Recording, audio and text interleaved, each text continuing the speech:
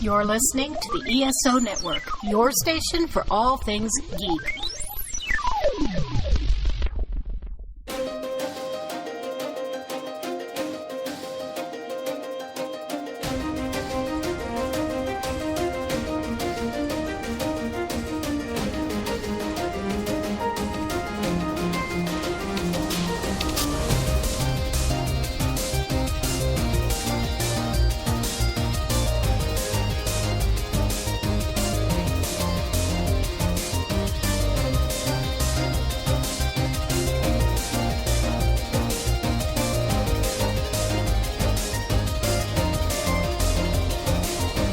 Hello and welcome to the 42 Cast, your ultimate answer to fandom, geekiness, and everything. As always, I am your host Nathan, and we have another great episode lined up for you where we're going to talk about Batman Caped Crusader. But before we do that, let's meet our cast for this week. So, starting off, she is our Queen of Couture, my lady wife, Beth. How are you doing, Beth? I only have one gripe, and it's that you didn't use the Batman voice for your intro. Oh, I feel like we need to do you want me to do this the whole time? just for the intro anyway. Try again. Oh, okay. Just for the I can outtakes. do I don't that. know. I can. Or he I could can do the dark. He could do the Dark Knight one and put his hands over his mouth and speak unintelligibly. Yeah, no, like yeah, the Christian Bale, swear to me. Yeah, no, I do the Kevin Conroy Batman voice, the where he goes into these really low kind of, Yes. It's kind of like that. Fantastically Yes. well. Yes. Yes. I have strong feelings about this too. Yeah, I know she does actually have very strong feelings about this. All right, so yeah, what's been going on for you since I think the last time you were on, Beth, was to talk about War of the Rohirrim. So what's been going on for you? That sounds about right. Yeah. I don't know how long ago was that. I mean, a month. Yeah. I feel like the only new thing has been. I feel like the only new thing has been work, and I'm sick of talking about work, so I'm just going to move on. Skirt that topic. All right. Well, it is good to have you back on the show. Thanks for having me. All right. So next up, we have one of two visitors from other parts of the network. Starting off, he's on two of our sister shows. Give a howdy to Mike Gordon. How are you doing, Mike? Howdy. That's actually three shows, Nathan. Well, Bat Chums and Earth Station Who, right? And the Dragon Con report. Oh, you're right. I did forget about the Dragon Con report. Okay, I apologize. That's all right. That's all right. It's only once a month, so it's not as often as the others. So, and don't you guys go on hiatus for a few months after the con? We used to, but we don't anymore. So okay. We're now a 12 episode monthly podcast. But yeah, I am so happy, and I think since last time I was on here, I don't know if I was doing Bat Chums then. So, right. So this is definitely in the wheelhouse. And Bat Chums, for those people who don't know, is a video cast, a podcast where Drew Leiter, who's also on the network, one of the hosts of Earth Station DCU, and we get together and review. We've been reviewing every single episode of the Batman 60 series in order, and that's been awesome. So we've had a lot of fun doing that, and but we also talk about other Batman-related things because I'm a big Batman fan of all sorts of things, and including Caped Crusader. So I appreciate the invite. Yeah, it's always great to have you on, Mike. I have a question though. Because I know you guys did the movie. I saw the post when you guys reviewed the movie. Did you look at the novelization for the movie too? No, I actually don't have the novelization, so that's one thing that's missing in my collection. But I am interested in that. But there was plenty to talk about with the movie, or without that. But sometime I would like to tackle the novelization, because I would imagine that's probably a pretty interesting read. There are some interesting things that come out as part of the novelization. It was clearly written, as novelizations often are, based on an earlier version of the script. Yeah. And it's funny because you can tell the point at which somebody told them it's not going to be the United Nations. It's going to be something, I forget what they call it, the World something League or whatever. Because in the first part of the book, they talk about the United Nations, and then suddenly it changes in the book and they call it something else. That's awesome. See? Yeah, but yes, that's the thing that sticks out in my mind. I went through a weird kick where I wanted to read all the novelizations of the Batman movies for some reason, and so I did. I don't know where that urge came from, but yeah, there were I some did. interesting things that I got from some of those because they're usually based on earlier versions of the scripts and sometimes fill in holes from the movie and stuff like that. So yeah. Yeah. Novelizations are an interesting art. I have read my share, and yes, I've had mixed results with them. So, but this one would be definitely one that I would want to check out because I do, like I said, I have strong feelings about all things Batman. So, Yeah. All right, well, it's good to have you back on the show, Michael. thank you. And finally, he is our movie expert as well as being from our sister show, Earth Station Trek, and that is Keith. How are you doing, Keith? Doing well. How's it going, Nathan? I'm doing all right. I'm glad to see that you look like you're feeling better since you were on Yeah. Talk About Supercell. Yeah, I was telling Nathan earlier, a couple of people from my job came to work with some virus going around Atlanta. It just feels like a really bad cold, and I got that. And at the same time I was dealing with that, the pollen count here in Atlanta hit 15,000, which is a generational high for one day. Typically, the pollen here is easily 5,000 to 10,000. We don't even worry about that. But 15,000 is a little high. So I went to a really cool new science fiction fantasy come down here in Atlanta called Stellar Fest. And I basically was popping Benadryl every night just so I could get up and go there. I sat on a few panels. That was pretty fun. Talked about Star Trek and so forth. So that's been really cool. That was actually my first convention hosting a panel. So that was actually fun. Yeah. Very cool. Yeah. Well, I'm surprised with as much as you go to Dragon Con and everything that you've never been, on a panel before. I know, right? I've never been on the panel, and it was funny because I went there. It was really small, when I think about 800 people showed up as opposed to 80,000 for Dragon Con. But everybody kept stopping me in the hall because I was on panels and thanking me for it. And I had nothing to do with organizing the convention, but just because I was on panels, I was like, "Oh, I'll pass it on. Thank you." It was really fun. The Earth Station Track guys were there, Earth Station Who, and so forth. Had a good time.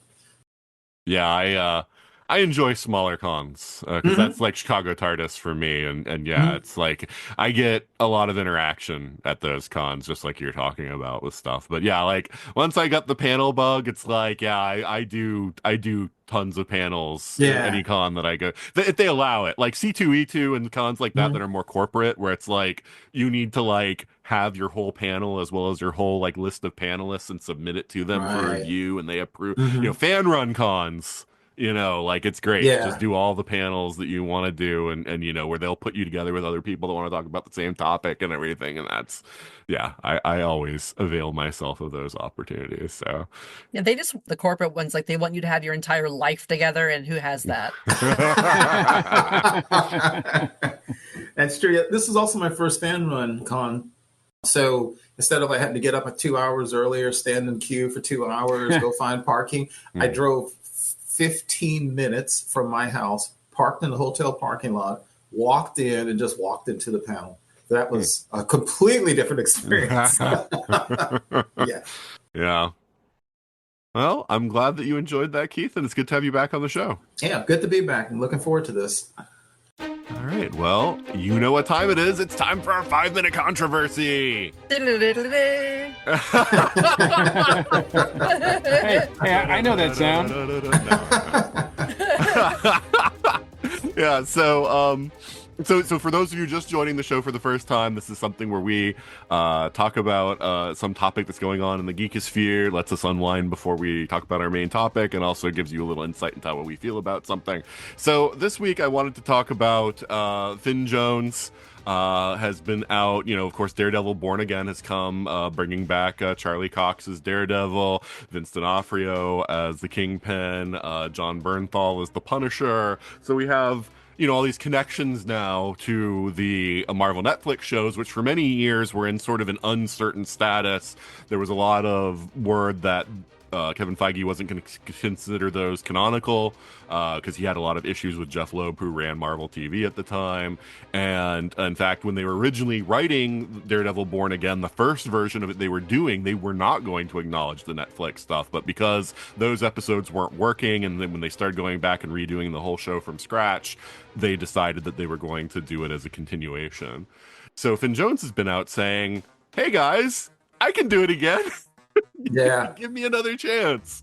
Of course, Iron Fist, which Joan starred in, is the Netflix show that has had the most negative reactions, and a lot of people did not care for the show. A lot of people didn't even watch the second season after watching the first season.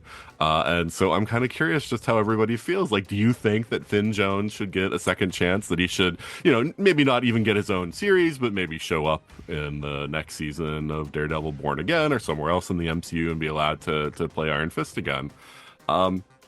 So let's start with you on this one, Mike.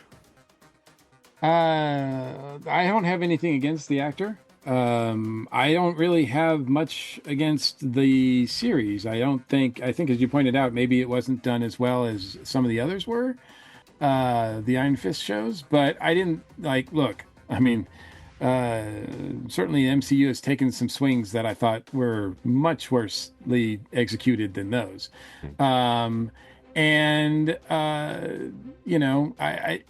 course he's going to, all the actors are going to be like, do you want to make some money? Do you want to be in the MCU? Sure. Right. So, and I think there might be opportunities, with the whole multiverse thing and whatever's going on with that. I certainly wouldn't, be opposed to it. We have seen in other franchises where actors who were put in positions that the product wasn't that good that they were in, like the prequels. Later on we find out, hey, actually Hayden Christensen's actually a pretty good actor and can do things, and we actually like seeing him in Star Wars now. And there's other cases like that too. I do think with Iron Fist you do have another problematic issue with the character itself, which might be kind of hard to get around. But apart from that, I say sure, bring him in if I'm willing to. I thought the run that they had with the Defenders had a lot of potential, and I wouldn't mind seeing that group back as it is in the Netflix series. All right, Keith. Yeah, I think I agree. You always bring your own. Of course, you bring what you think the character should be like from having read it and seen it. And I think what Mike was saying is not so much that he was awful in the role, although I personally feel, I mean, of course, we're talking about Batman, if we're talking live action, I personally feel that if you're going to get somebody to play a role that seminal, they probably should have more martial arts skills, personally. Even if that just means train them a lot longer. Because look at Charlie Cox in Daredevil. I don't think you can compare. I mean, everybody knows when the first Daredevil series dropped, and there's that famous hallway fight that became a hallmark of that series. And I didn't get that kind of feeling. Yeah, Sorry. Yeah. Nice. Yeah, you don't get that real buzz from Iron Fist. And this is a guy who's, he's got all this mystical power. And I didn't feel that from the fighting style, but I think Mike kind of touched on it more. I didn't feel it from the show. I don't think that show was crafted the way I thought an Iron Fist show was going to be. But now he's there. His face is there. I'm okay bringing him back. I think they need to retool the character a little bit more. And I honestly do think they need to give him some more martial arts training. But that's nothing against him. Or choreograph the fighting better.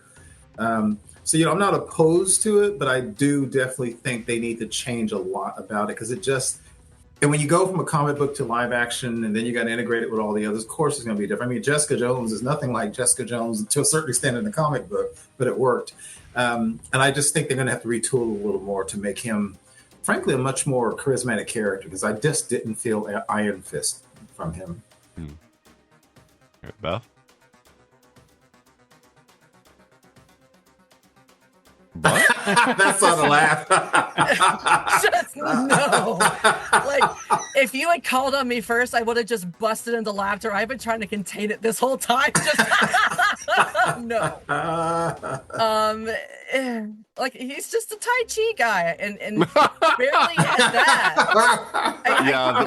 The joke that a friend of mine and I came up with, and this is during season 1, was that he was the strip mall Tai Chi instructor, because of how they would always show him doing like the Tai Chi preparation, but like when the actual combat, you could tell it was a stunt double, and they cut so quickly that like you couldn't even, and there was a stunt double wearing a bad wig most of the time, and it was just kind of like, oh yeah, no, that's not good.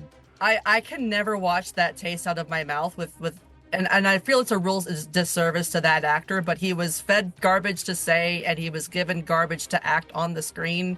Yeah. And he cannot kung fu. It's no. Just give me Colleen. All day long, give me Colleen. Yeah. But not Danny. Not that Danny. Mm-mm. Okay, so Sorry. I mean, my thing is this. So first of all, I think a lot of people, because the first season was very rough. Now, to be fair, they fired the showrunner after the first season. The second season was run by someone else.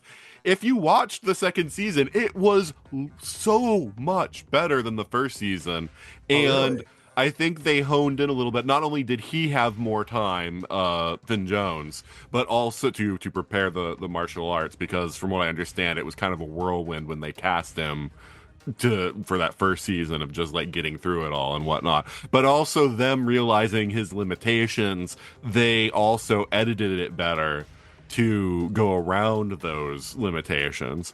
Like others have said, they should have gone with someone that's already like much more proficient at martial arts. I'm shocked that wasn't something for a martial arts based character, that they were like, this is kind of a prerequisite.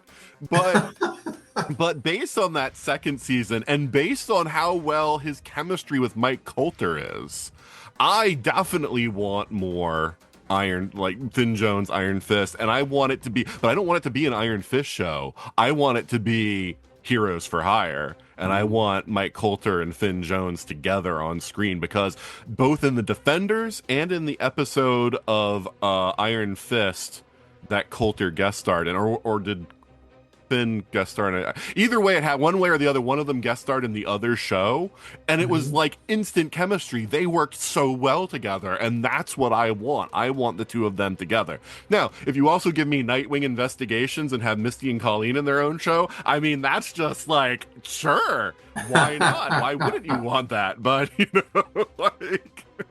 but yes, I would like to give Finn another chance that was better written, and for him to prove that he can do this, because I feel like I love the character, and I feel like he was showing, that he could do a better job, and then he wasn't given a chance to really, take that forward, because the way they left that series was actually really good, and I still want to see the follow up to that. But yeah, so it's funny. I was just reading in Variety. You were talking about that, where he was talking about he's very well aware of what people said about him, and he literally said, "Give me another effing chance, why don't you?" Which, and to be fair, most actors don't get another chance. So I mean, like, if people don't connect with the series or whatever, but I would like to see them bring all the various characters back. I'd like to see Jessica again, and like I say, I'd love to see both Luke Cage and Iron Fist together, because I think that's where the characters work best, and I think that's where the actors like really click together, and I feel like we could get a lot more. And I love Misty and Colleen together too. So I mean, like anything where you can get all four of them together, I think is going to be great. Yeah. Just give me Colleen. And I do think that and I think that what hurt him, you guys mentioned the other character, all the other characters really clicked in their roles again, even if they were slightly different from everybody else. They just worked. I mean, Mike Coulter as Luke Cage, it just works. Charlie Cox as Daredevil, it works. Everybody else, Misty Knight, they actually work. And then he kind of didn't feel like the Iron Fist that you expect, and I think he stood out because of that. That kind of hurt him. Yeah, I'm not going to relitigate this, though, because there are episodes of the 42 cast you can go back to hear my opinions of both seasons of Iron Fist as well as the Defenders series. But this is good. This is a good 5-minute controversy. We had some different opinions about it. Now we're going to move on to talking about Batman Caped Crusader. But first, we're going to pause for a promo from another fine podcast. DragonCon is calling, and we're your inside line to the con. Tune in to the DragonCon Report, where we dive headfirst into the personalities and behind-the-scenes stories that bring our beloved con to life, talking with track directors, creators, and more. From panels to performers and cosplay to cocktails, if it's happening at con, we're talking about it. Join us when we live stream, or catch the audio version later wherever you get your podcasts. The DragonCon Report, your home away from con.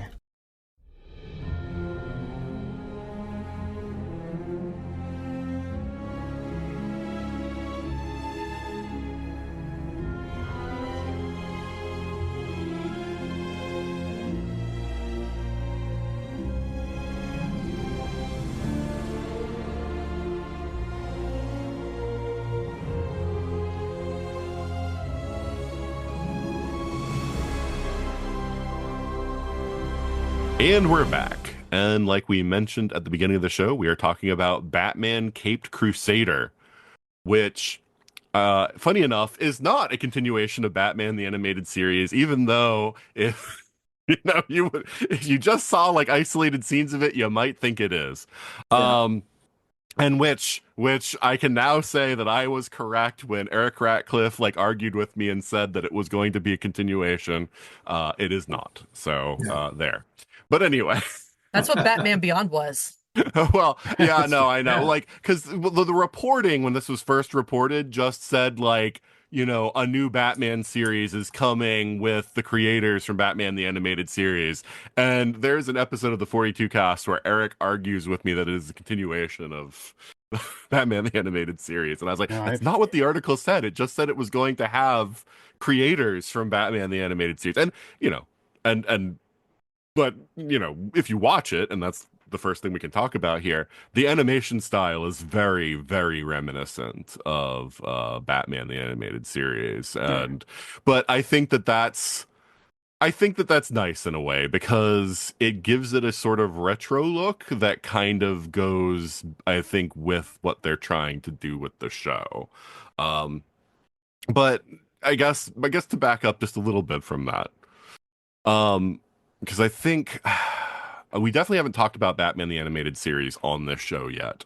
And so, Keith, just out of curiosity, we might have talked about it in the 90s cartoons, but probably not because I didn't want to take any of the big cartoons. Yeah. Like, did you watch Batman the Animated Series when it was on, right? Oh, yeah, definitely. Okay. And I'm bringing up that one specifically, even though there have been tons of Batman cartoons throughout the ages. But I'm bringing up that one just because of the fact that there is some, creative touchstones back to that. And Mike, I'm assuming because you're a huge Batman fan that you watched Batman the Animated Series also. Absolutely. I mean, I've seen most of the animated versions, but that one is seminal. Yeah. And of course, I showed it to Beth when we got together. So you watched all the. Did you watch it at all when you were a kid, or is it something I watched a few here and there, just whatever I was able to, gobble up. I distinctly remember the episode that Batman's in my basement. Oh, I'm sorry. Yeah. That was one that I saw growing up, so it's fine. I mean, Kevin Conroy is my Batman. I have an autographed picture of him running the wall next to my computer. Rest in peace. Wonderful human. Yeah, well, yeah, and he gave us a 10-minute happy anniversary for the cameo I paid for, which is an unprecedented. If anyone's used Cameo, most of the talent does not give you a 10-minute video when you ask them to do a cameo. Most of them, it's like 3 or 4 minutes. And I was shocked at how long his well wishes were to us, and that was amazing. Yeah, he's the voice I hear when I read Batman now. I mean, I grew up with Adam West. I grew up, way before the Tim Burton Batman movie came out or whatever, and I had definite ideas about who Batman was, but seeing that animated series and particularly his performance in it, I've met him too, and he was a gracious person, and just a delightful human being, as well as being, like I said, to me, that's the voice. I was recently at a convention and I got a chance to meet Bruce Greenwood, who is an amazing actor who also has done some Batman voice work in some movies.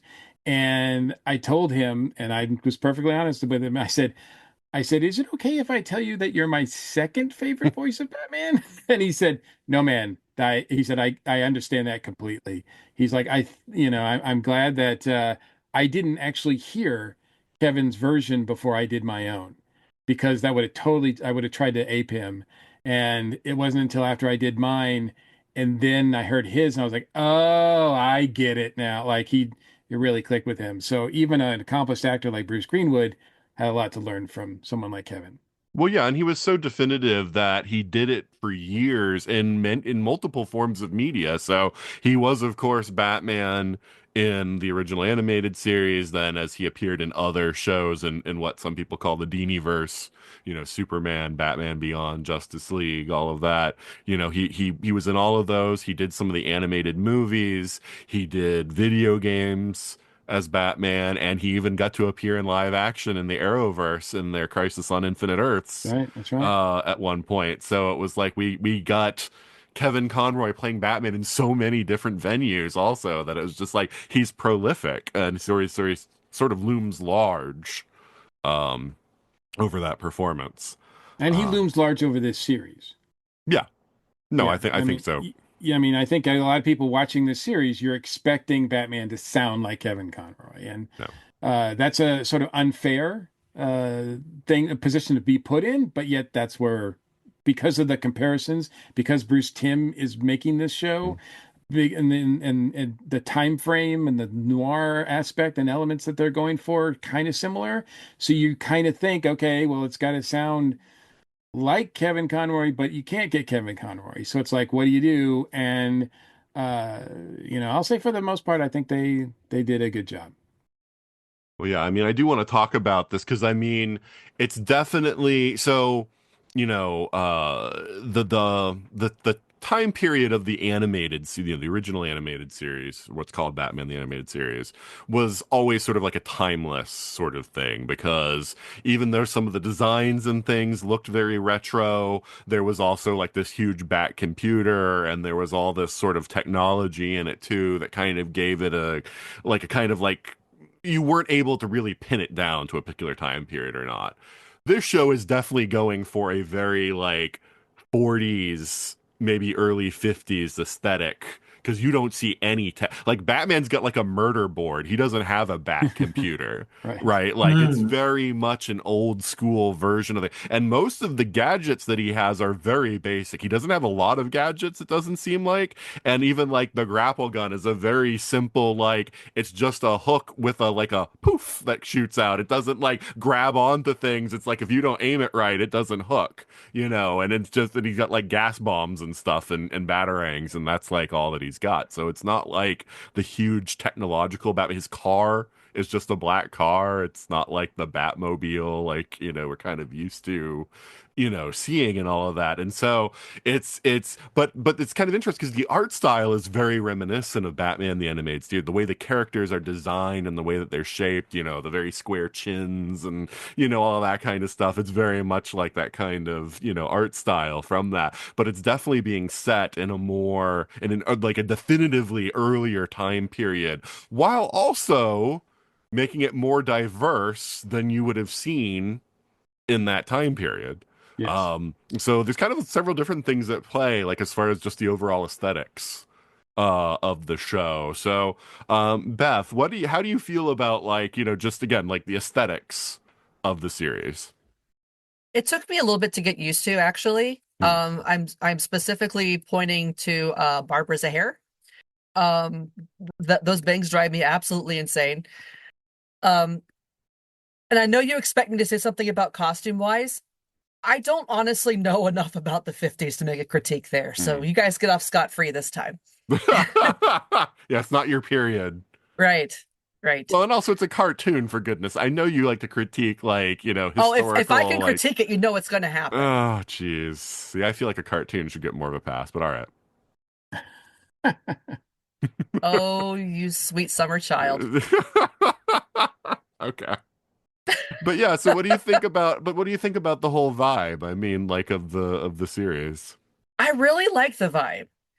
And it's really hard for me to put into words. It's all about the feels. Like I'm even wearing a shirt that says INFP, all the feels all the time. That's basically what this show is for me right now. It's just oh yeah. I'm wearing a Batman shirt. I understood the assignment. Right now. I'm wearing a Batmobile hat. So. Yes, yeah. All right, very cool, very cool. I've got Kevin Conroy on my wall. That's true, you do. Okay. Just like Han Solo.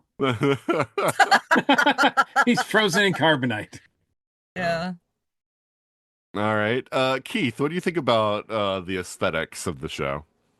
I actually loved it. I went in completely blind. I think when it first came out, I had watched maybe just for 5 minutes the premiere episode, and then I just stopped watching it. I forget why. For some reason, I just figured I wasn't going to get around to it. So I watched it again, and of course, when you come in, when you follow something like this, I mean, I don't think there's probably been as much expectations since Star Trek came back with TNG way back in the day. Because how do you follow up a classic? And of course, with that group, with everybody from, including the writers like Paul Dini, Andrea Romano in the original, in the Batman the Animated, Andrea Romano, who I think doesn't get nearly as much credit as she gets, because she was the voice caster. She chose the voice actors. And not that, but so many cartoons she did. She did some of the best voice casting I have ever seen in my life for animation with the original series. Everything about that, Shirley Walker with the music, it just hit. And so, of course, you come in here, and you have to divorce yourself from hoping they do a clone, because if you do a clone of the thing that hit, you're almost always going to be disappointed. Cue Star Wars. But then some people may not want it to be so different that it doesn't look like the original. Mm-hmm.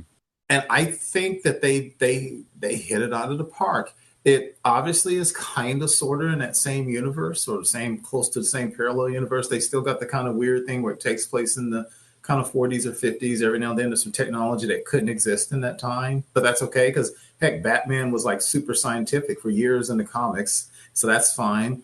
It's kind of dark like the original, but in a different way. This one felt much more like a Vincent Price inspired one than the other one, which is inspired by kind of like Tim Burton. It feels much more like a true detective show in some ways than the original one did. And I think that it is different enough to stand on its own, and it's good enough that I found myself loving it. I thought the look was great, because every time I look, it just looked really great. I don't know if the animation is quite as good as the animated series at its best, but it's really good. So I really like the look of the show.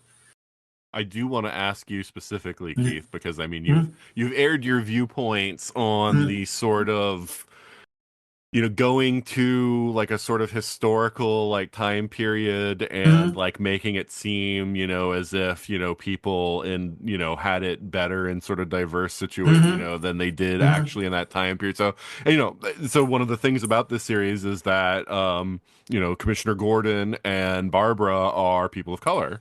Right. In this, and how do you feel about that specifically in this show? It's weird. I actually get very mixed about things like that, because if you want to pretend it was so-called real life, then it's completely unrealistic. I mean, it's just not. I mean, but there's a lot of things here that wouldn't happen. The lesbian love story with the women obviously interested in each other at a restaurant out in public, it just wouldn't happen in those times. It just wouldn't. And so, a commissioner of color and the people of color, it just wouldn't happen in that time. Not at that level. Mm-hmm. I mean, back in that time that this would have taken place, Detroit didn't even have a black mayor yet. So then you just have to realize, again, that's when I do like I now do with Star Trek. I just say it slips into a very adjacent alternate reality where these things were possible. Yeah. So it's cool. But, and that's a whole other discussion. You could do a whole show on this. It's cool, but I have a perspective that may surprise some people. For certain product, especially stuff that's more real life than a Batman cartoon, I get very nervous with shows like Bridgerton and stuff. That's what you're talking about, where they make it seem like people of color had it much easier than they did, because we didn't. And so when you have shows where you have so many people of color in positions of power, it makes me worried that people who watch that will start thinking that was the real history, and it was not the real history.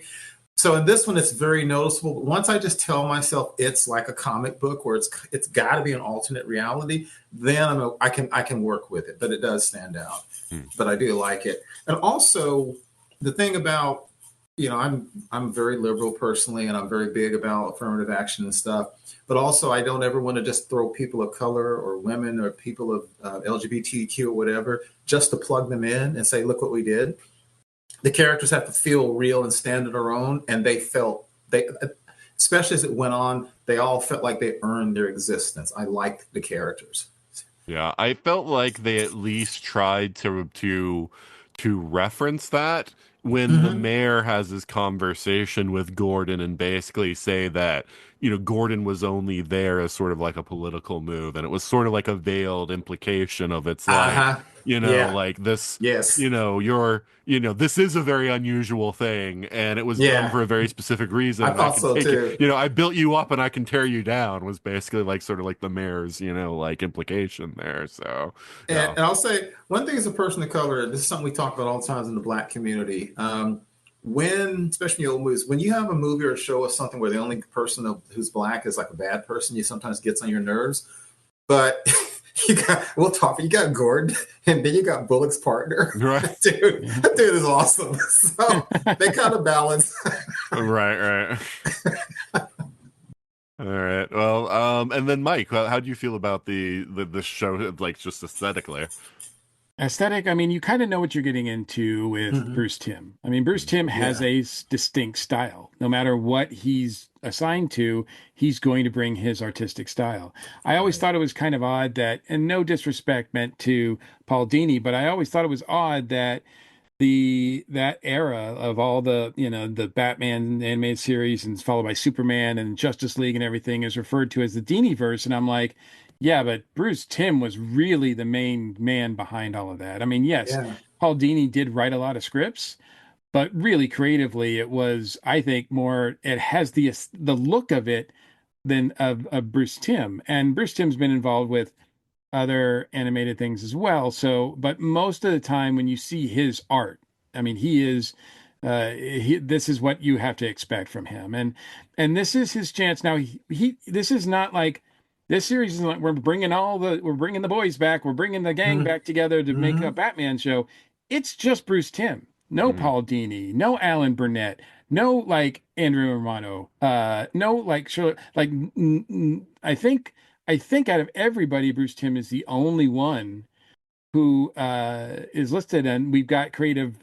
I don't know how hands-on they were creatively, but you've got J.J. Abrams part of this. You've got Matt Reeves, who directed the Batman movie, part of this too. And we don't know exactly how much input they had, but and as well as a lot of comic creators who've worked on Batman are involved in this too, which I love to see.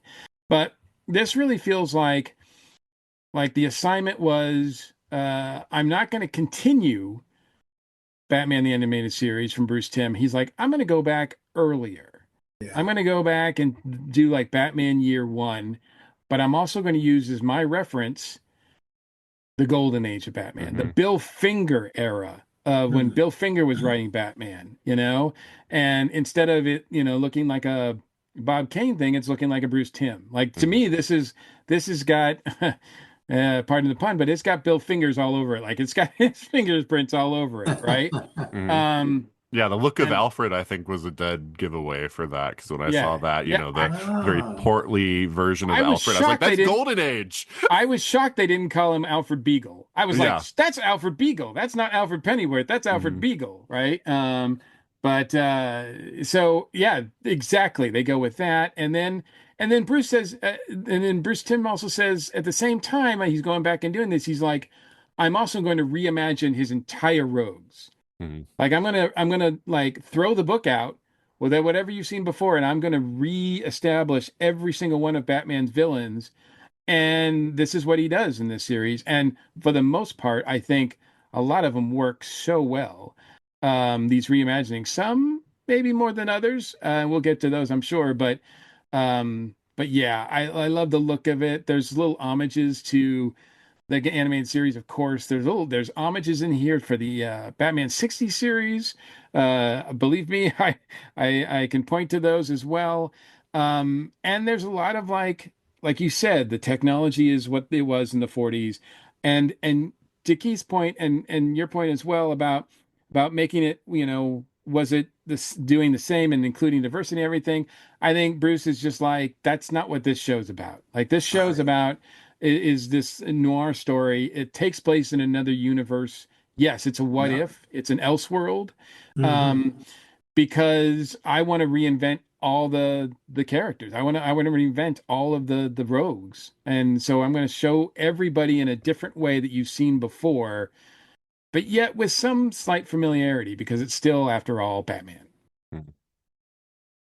Yeah, I have to say, I really love taking Batman to a point where he has to be the detective Yeah. and Yes. without all the gadgets. And I Yeah. feel like that's one of the real strengths of the show Mhm. because, yeah, I was expecting, okay, it's going to be another Batman show. And even if they do like sort of make it more retro looking, he's still going to have, it might be a huge computer room with like, the old style mainframes with the spinning tapes and everything, but they'll still give him a Bat computer. Because even the older cartoons, like Batman had a Bat computer and stuff, like the Right. ones from the 60s and whatnot. So, but I was surprised. It's like, no, like he's just got like a murder board, like, like it's just like, and it's very old. Like he's got like a chemistry set, a murder board. He's got like very much forensic, and slash Mhm. detective type tools, and he doesn't have all that tech. And I was like, oh, I am here for this. Because Yeah. that's also one of the things I really loved about Matt Reeves, the Batman, was like, yeah, it's a Bruce Wayne from a modern time, but he's a Bruce Wayne kind of on hard times, and he does have a couple tech gimmicks, but a lot of his crap was just DIY, like I assembled this in my basement, kind of stuff. And I I can see the really, Yes. stitching on the mask. I love I it. loved that.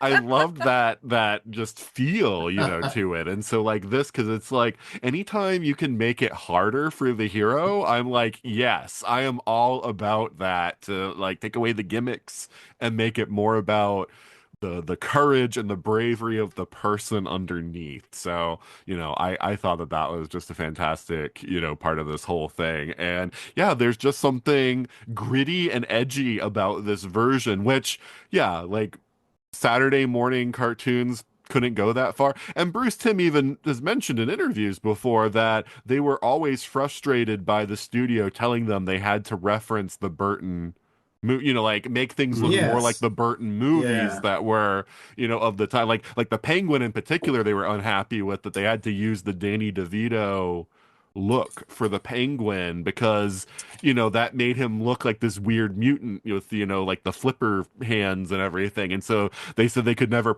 do a proper Penguin story until they got that fourth season from WB, which by that point, the Burton stuff was so old they didn't care anymore. So they redesigned the Penguin for that fourth season of Batman the Animated Series, and made him look more like a regular person. And suddenly he has the Iceberg Lounge, and it's more like, like they completely changed how the Penguin was perceived in the show, and it works so much better. Um, so They yeah, also in the Batman series, not only did they have the shadow of the Tim Burton movie, but they're also on Fox Kids, right? Which later switches over to WB, whatever. But it's supposed to be for kids. So there's a lot of things they can and cannot do. This series doesn't have that problem at all. right. Lord, no. Bruce Timm is unleashed. I mean, Mhm. We the have the language. Oh the no. the episode Yes. with Firefly or Firebug Mhm. is like would never be allowed on Yeah. on Fox Kids. Well, My yeah, that was one of the oh, things they said is that they wanted to use Firefly for so long and they couldn't. And it yeah. wasn't until they went to WB that WB let them do Firefly on Batman the Animated Series. But yeah, because they said like, yeah, Fox Kids was like, you want a villain that starts fire? Like, absolutely not. Like, Yeah. Yes. Yeah. When Mike said Firefly, I held up my notebook because what you guys can't see is right here. I was like, Firefly, holy crap. And we'll get to what happened there. Yeah, Whoa. that was so disturbing. And yeah, that was like, yeah, this is great. This is what Batman should be. Yeah. I feel bad. I gosh. didn't have a notebook this time because I had a notebook for War over here, but not here because I was sitting Mhm. down. I was here for the feels, and I had so many of Yes. them. That's fair. Yes. That's fair. Yeah. I mean, there's a lot of feels here and a lot Yeah. of great stuff. Mm-hmm. all right, so let's talk about Batman himself, and that's performances and how he's portrayed in this. So, Keith, let's start with you. What do you think about Batman in this show? I thought I wrote in my notes, he's angrier. He's newer, obviously. It's an effect, but every time he's like, Pennyworth. It's like, dude, can't you call him Alfred? I mean, he's basically been your He surrogate. gets there, and I love that. Yes, yeah. He got there in the end. I got it about midway through what they were doing with him, but that's just at first I found it kind of like cold and like I was like, there's something wrong with this version of Batman, and so it's. Yeah, and you know, Batman's one of those characters that we've all said, and I think it sounds like you and Mike have way more experience with Batman than I do. You know, I've been reading comics for years, decades, but you know, Batman's been kind of fun and silly. Batman and the Super Friends doesn't even, you know, he's whatever. You know, you don't know why he put on a costume. He's been broken. He's been borderline sociopathic. This guy really walks the edge because you can see he's angry and he's wounded. You can tell, like the one in the original animated series, yeah, he's got issues, but he feels like he's just more on a mission to make sure he keeps Gotham cleaned up. This guy's got some problems. I mean, you can tell. Somehow the bifurcation between Bruce Wayne, the playboy, and the Batman seems even deeper than I've seen before. One thing I kept noting was, okay, I guess most cops in Gotham are bent, but man, he's taking cops out. I'm like, dude, seriously? I mean, he's beating the crap out of cops. Like, whoa. He beat the crap out of some guy at a party. Yes. Yeah. I was like, oh my God. Yeah.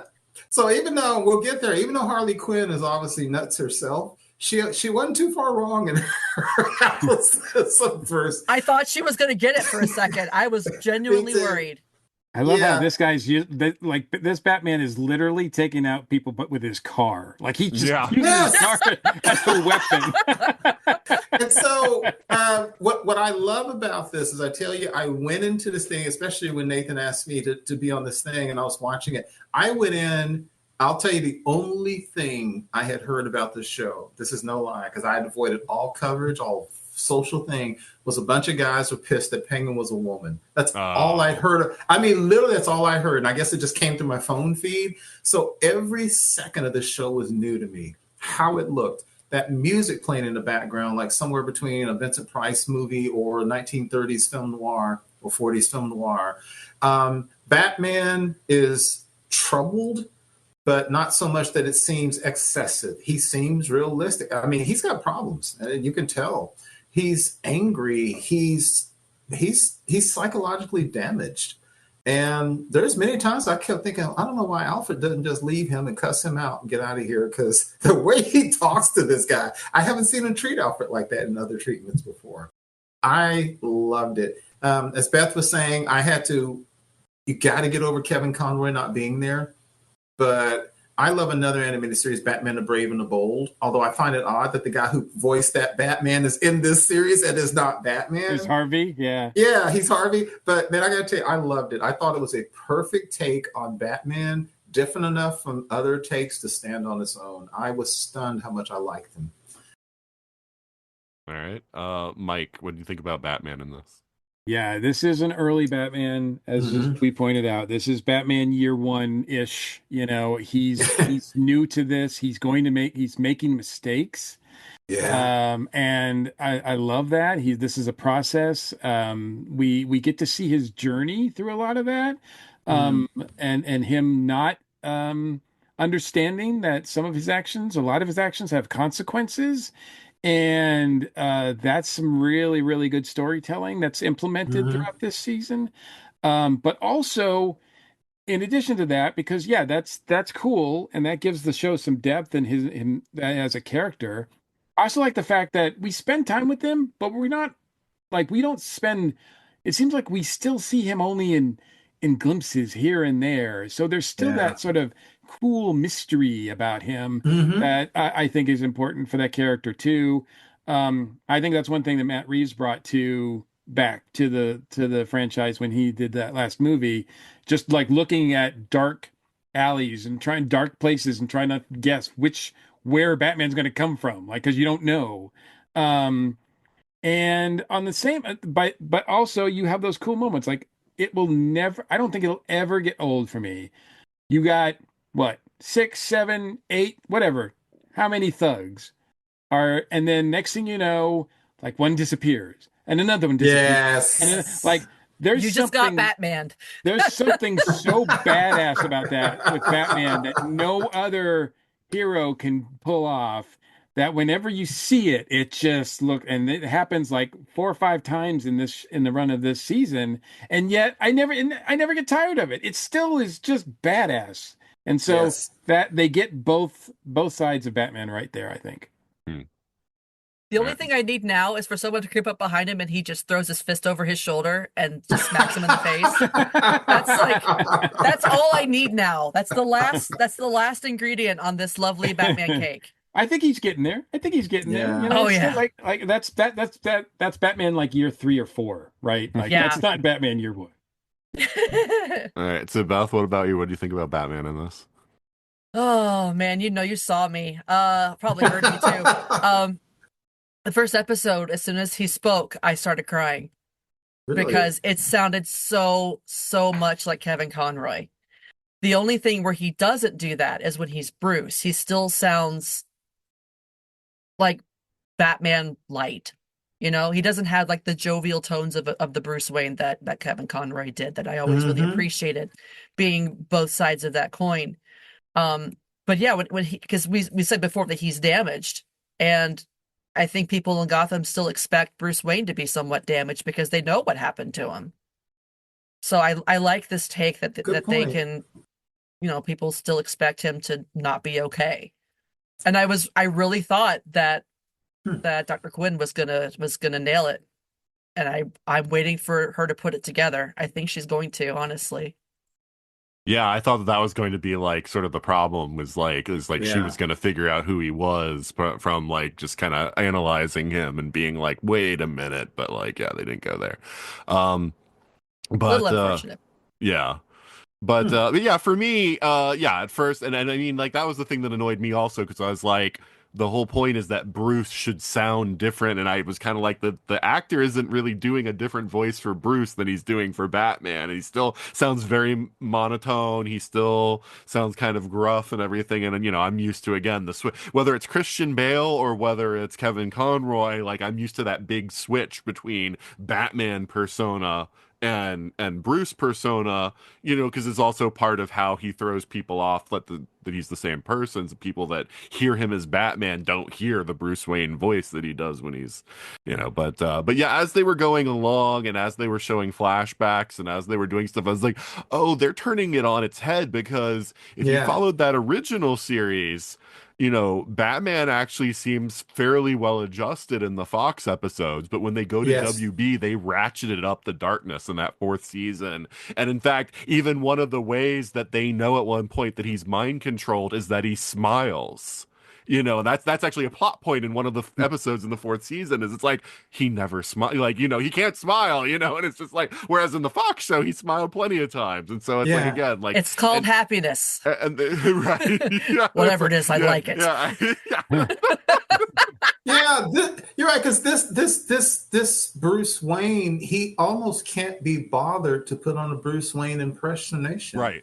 Yeah, he's just mad. I mean, even the way when he talks to Harley, he just dismisses her. He almost doesn't, like to what you said, Nathan, he's not so much trying to charm Harley Quinn out of not figuring out who he is. He's literally like, I don't want to be here. And he's not really trying very hard. And then he gets in the car and Alfred's kind of like, well, sir, maybe. He's like, Pennyworth, drive. And that's it.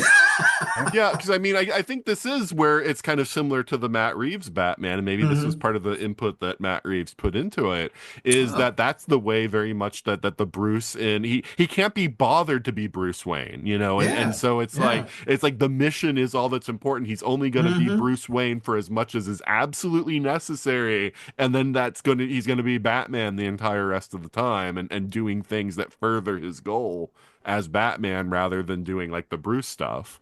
Because I mean, like the way that the other animated series ends is with, in the future, where Bruce is a broken old man that's just full of anger and bitterness, and he's grumpy old Bruce is my favorite. Grumpy old Bruce, and Barbara calls him on the fact that he just wants to keep remaking children in his image because he takes in a new kid and makes him into another Batman, and it's a very unhealthy. This show has basically created the Robin's Nest of orphans. They're already in one little orphanage or one little nest, ready for him to plunk and just Yeah, did you guys notice the names of the kids in the Oh yeah. episode with the Oh, orphans? yeah. At this, it's like, oh crap, the whole Robin group. If there was, they needed a Damien, and then they would have just had like the full like He's the panoply only of one missing. Robins, you Yeah, know? Like... Dick, Jason, Yes. Stephanie, and Carrie. Like he's saying that they're all there, and and Leslie Tompkins is there to boot, like taking care of all of them. And I'm like, Yes. this is, yeah, it was. That makes me wonder, though. I wonder if they just burned that bridge by doing that. Like, I think they does might that have, mean, yeah, but I think it was still funny to just that mental image Yeah. of them being in a nest and he could just pluck them as he needs them. Yeah, no. He's just gonna show up at the orphanage one day, and one of the kids is gonna go missing. He's like, Yeah.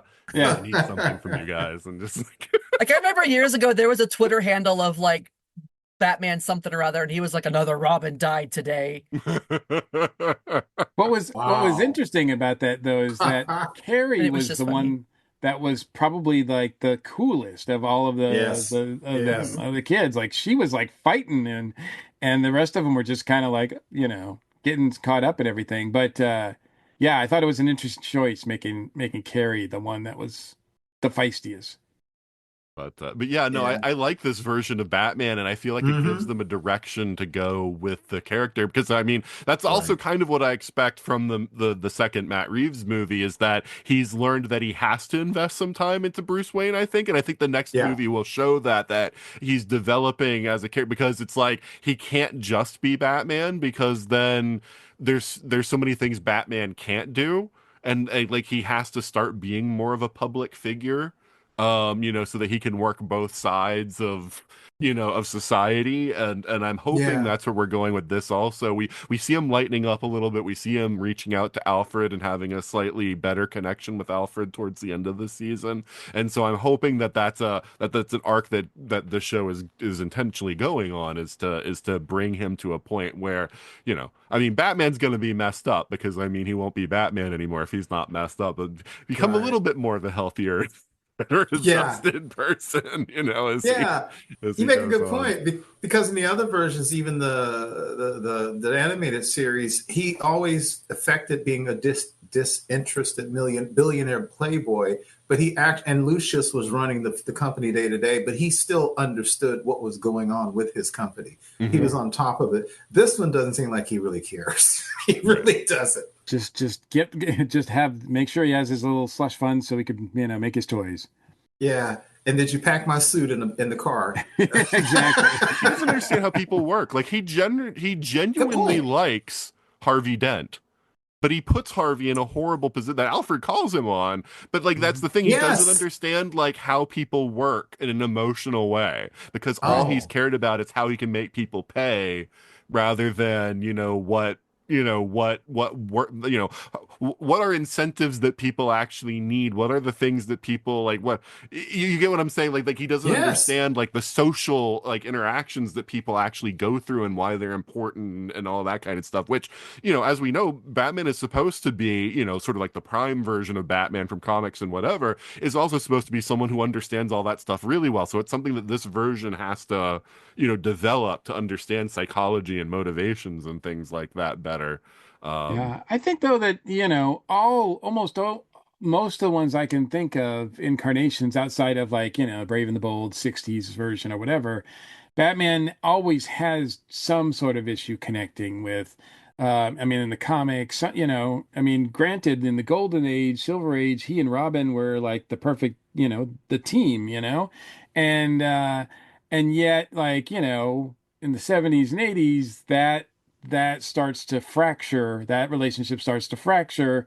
And I think from then on, Bruce always had problems. Like sometimes he would, team up with Superman and be fine. Other times they couldn't stand each other. Like, or he couldn't stand, Bruce couldn't stand working with Clark. So like there was, I think that was one thing that certainly came out with and sort of was solidified by the Dark Knight series, that now Batman is going to be distant from and not being able to connect with anybody for like now almost every other incarnation that you see of him.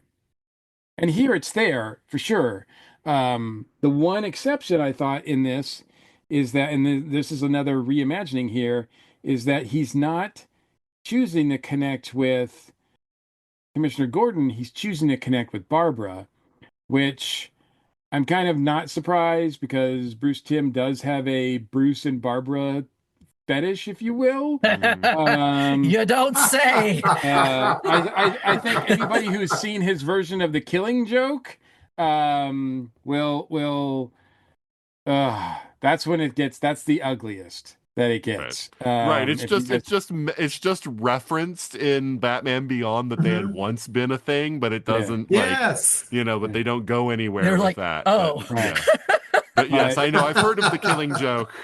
And yeah, yeah, the Killing Joke, the first half hour is garbage, but and it's really uncomfortable. And then yeah, you I've think heard. like that's not supposed to be the part that's uncomfortable. Like the Killing Joke is the story itself is pretty, intense. But in any case, yeah, for some reason Bruce Timm just has this thing where Bruce and Barbara have to be a couple. So it doesn't surprise me that they're going with that route here because but whether it's going to be some sort of romantic thing, it's just no, it doesn't seem like that's on the table here yet, but who knows? Yeah. Um, well, I was going to ask though, because we kind of already went there. Do you feel like you would want to see Bruce with a Robin in this, or do you feel like you like solo Bruce in this? Beth, what do you think? I like him solo. Hmm. And I don't know if that's just because every episode that I watched with a Robin just kind of like grated on my nerves or not, but Oh, really? Even the original Robin, not Tim. no, I mean when it was a younger Robin, like Hmm. before Nightwing age stuff, Yeah. like young Dick Grayson as Robin, like that always just makes like, ugh. Do we have Oh, to have okay. this I episode? thought some of the episodes they did with Dick in the original Bat. I mean, not all of Yeah, them. some But of the some of them I episodes were thought. great, but like the just sometimes the Robins just maybe grind my teeth, and I don't know why. Nightwing though is fantastic. So No, I loved everything. Once they got into Nightwing in the fourth season, it was like, yeah, and the yes, it's whole like give me all of it. like this life is unhealthy, and then Tim like you're just like you're just like him, stop. No, I'm like, not. you Oh know, crap, like I am.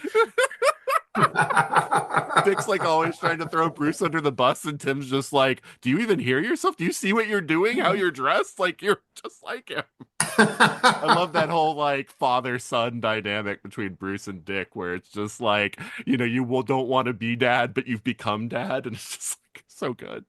But That's why they yeah, call it yeah. dynamic duo. Keith, do you want to see Yeah. a Robin in this?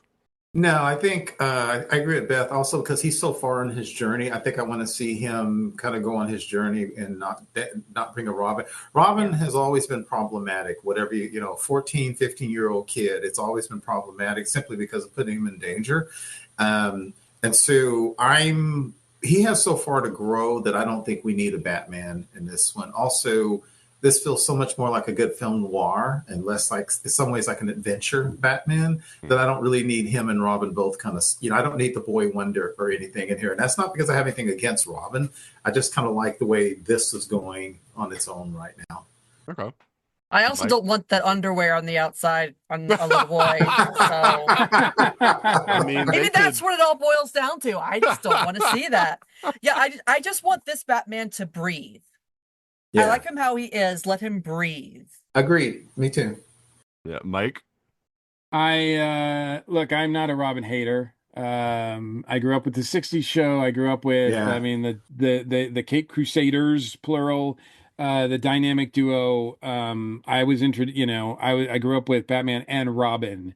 Yeah. And so that is, and I understand all of the misgivings about that relationship and how problematic it can be and everything like that. I don't care. I like Batman and Robin, and I can see that. I think they're a great team.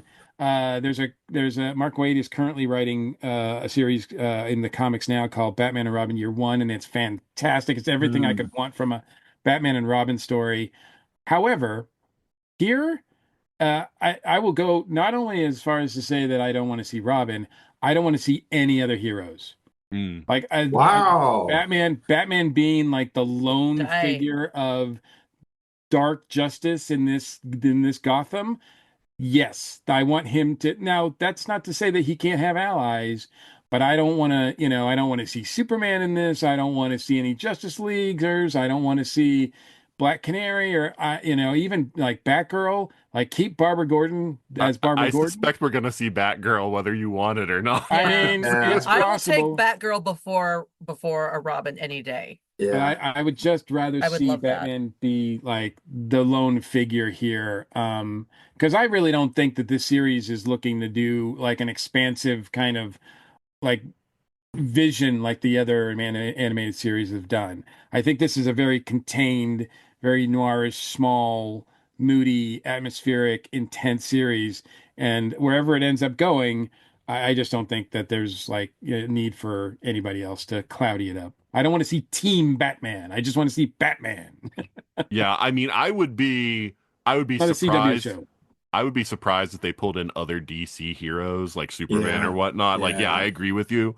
I would not be surprised if they did decide to do a riff on Robin, but I don't think they will. But I do think Batgirl is in the like if it's, and maybe not next season, but maybe if they get a season 3, Yeah. I expect that the plan is there for Barbara to eventually be Batgirl, even if they don't have plans for any other ancillary, Bat characters. I just she's so prominent in this that I'm like, I think he really wants to go there, but we'll see. I think a show like this might bring, if they even did that, they could bring in some weird characters, like maybe the Question in a different way, but in a different kind of way. But I agree with you. You don't need the Superman and all the, the Captain Adams and all the Creeper and all that other weird stuff to show up in here, because that's not the world we're telling.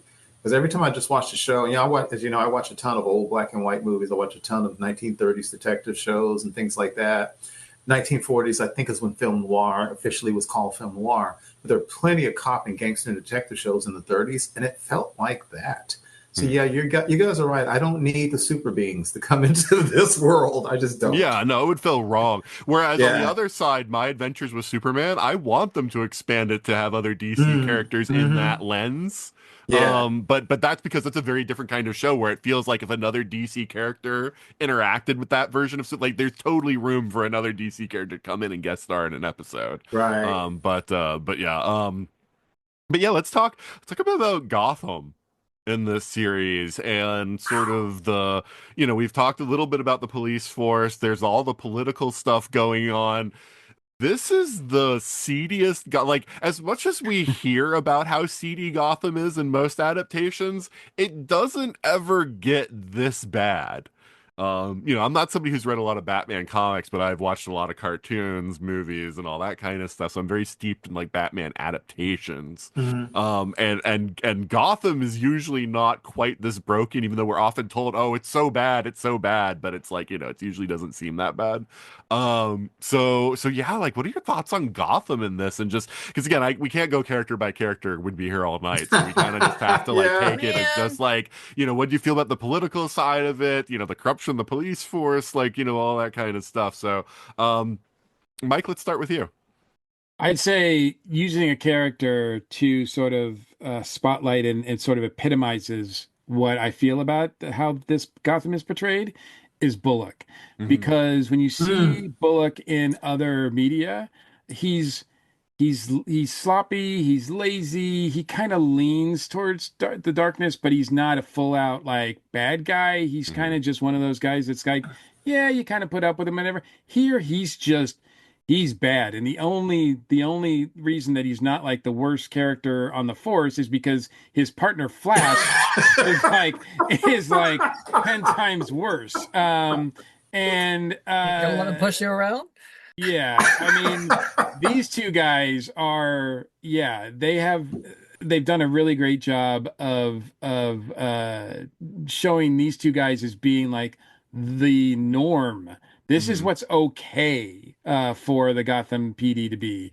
And then later on, we have other characters that are even references in the comics to actual like characters that actually turn heel in this, and it's kind of striking. And so yeah, Batman doesn't have like most year one stories are Batman, Harvey Dent, and Jim Gordon cleaning up the city. Like they bond together, the three of them, to clean up the city, and then stuff happens, like, especially to Harvey.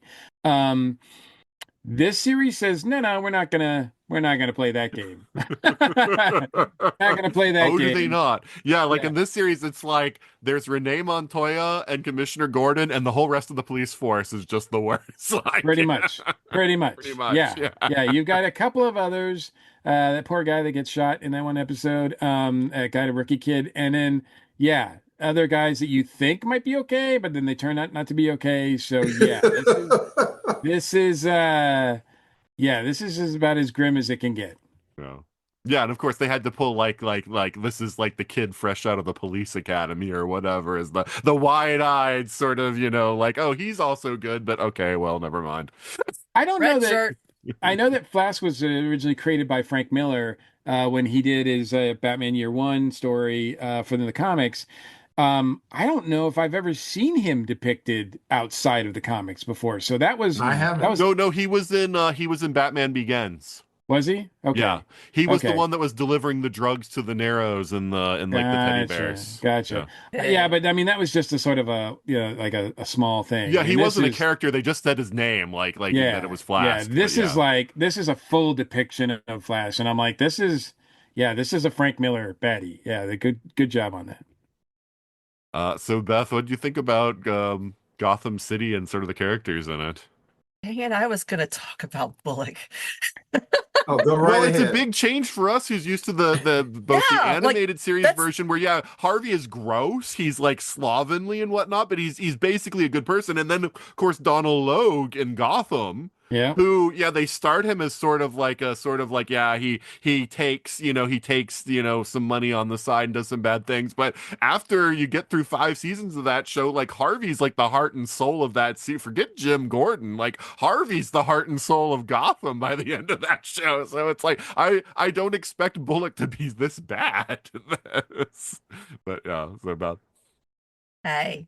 okay. So, the animated series, what I saw growing up, I took one look at Harvey and I just assumed that he was a bent cop, and that show works so hard to say like, no, he's actually not that bad, blah blah blah. No, here they're leaning into every thought I had as a child and saying, no, he's not great, and they really relish the idea that he is not a good cop and that he's bent. And it's like they have like the bad cop convention in the middle of like the foyer or something, and I know, like they're all openly talking about That all was the so shady funny. dealings and taking money it's from like the bad cop mob and- convention. I love that. Bad cop convention.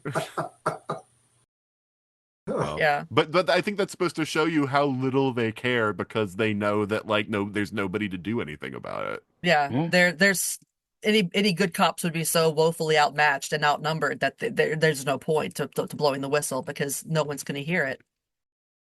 Yeah. So yeah, that's the kind of Gotham that we're working with here in this one, and that's crazy.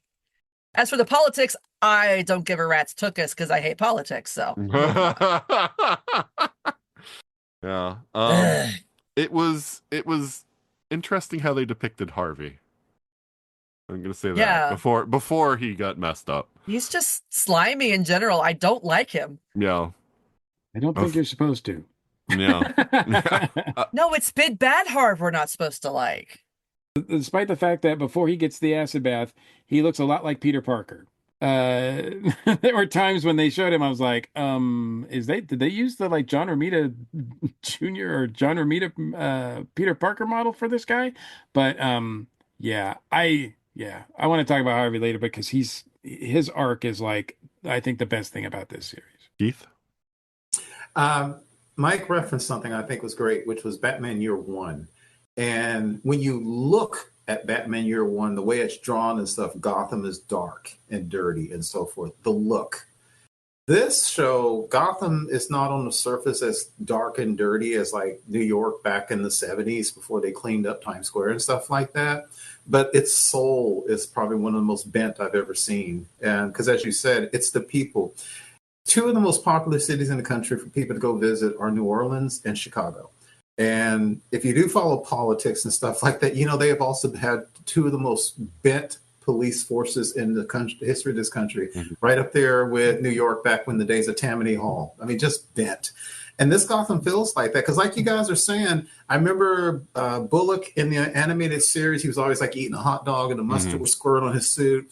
And I remember we were talking about how Batman treats cops. There was one episode of the animated series where Bullock pushes Batman. Remember, Batman pushes him back real hard, and that's it. And I'm watching the show, and Mike, that's why I said I had my notebook up, and I'm jumping ahead. It's like, wait, Firebug, wait, what? Bullock he did what? I was like, he just killed somebody. And then Flash. And I kept waiting for them to kind of sort of be not as bad as I think they were. And they're worse. They're worse. I mean, they are truly worse. These guys are straight up killing and plotting to kill people, setting up people to be killed. When Firebug goes flying out the window, I kept waiting for it not to be what I just saw. And you mentioned Gotham. Because when you remember when Bullock was first introduced, he was going to kill Jim Gordon. He had been assigned to kill Jim Gordon. He ended up not doing it. And as you say, before the show's over, you loved that character. I don't think this Bullock is going to have a redemption arc. Right? No, I don't. I think the most redemption he can get is being 6 feet under. Yes. And even Harvey Dent, you guys mentioned, it's very interesting because when Barbara went to Harvey that first case, and she basically made this comment about, basically you only protect the rich people. And he was actually offended by that because I don't think it's I don't think it's just if you have money or if you're white that you protect. I think there's something else going on with Harvey because you could, even before he turns quote unquote evil, he's got some issues too. You can really see that there's something going on with him. And the whole city and even, everybody's favorite, Rupert Thorne, that's the big bad guy, right? Mm-hmm. He's kind of much more openly known than I'm used to, which honestly was kind of real life. If you go back, if you look at Chicago and New York gangsters, Detroit gangsters in the 20s and the 30s, people used to go to restaurants so they could see, Lucky Luciano and Capone, and people knew who they were. Heck, Frank Sinatra hang out with gangsters because he thought they were cool. And Thorne in this thing seems kind of much more, as we say, wide open as a criminal. They seem to be they know who he is, they deal with them. So the city doesn't look as dirty as renditions of Gotham, but it feels dirtier than renditions of Gotham I've seen before. And that also kind of explains, not that it justifies it, because I was actually tripping. I got to tell you, I was tripping over how many cops Batman beat up in the show. I mean, like every show. He's not dodging him. He's beating them up. He's breaking arms. Like, I guess he's justifying it because, as Beth says, every cop is dirty and they got a convention. But damn. Yeah, no, and I mean, I think, but he's not going to let dirty cops get in the way of his mission, and so it's like they deserve the justice as much as the open criminal, he's going to give it to them, and I mean, I don't think it's I don't think it's a coincidence that, sentiment against police has, definitely decreased, over the years, recently. Right. And so I think that they feel more comfortable doing that kind of a portrayal and to show when a cop crosses the line, Batman doesn't have any, he doesn't go after any of the good, the cops that we see, as good guys, but he's definitely fine with the ones that are crooked. Like, I'm going to mess you up, don't get in my way. Yeah, so I mean, one of the things that nobody's brought up yet that I kind of wanted to throw out there was, Barbara's elevation to a lawyer. Because at least in everything that I've seen her as, she's like a file clerk, at the police department, that's usually sort of her role. Or if we, have something that's quasi futuristic, she's the new Commissioner Gordon, but it's always something where she's directly related to the police and working for her father generally, which, is kind of a little daddy hired you to work. In the police, and so I kind of like that this Barbara's a lot more independent, and that she is, she's a lawyer. She's got her own, her own stuff that she's doing. But as a lawyer and as a, she's able to, interface with the same world that Batman is. So she's still relevant within it. And she still has the connection to the police through her father, the direct connection. And so she can sort of circle in the same world and still be part of the story. But they're giving Barbara a lot more agency just as Barbara Gordon than she has, traditionally. She got there with her own right. Right. Whereas normally she has to become Batgirl to have the agency, right? Like, and start, beating up criminals just like Batman. So I was really happy with that, and I was really happy with sort of elevation of her character.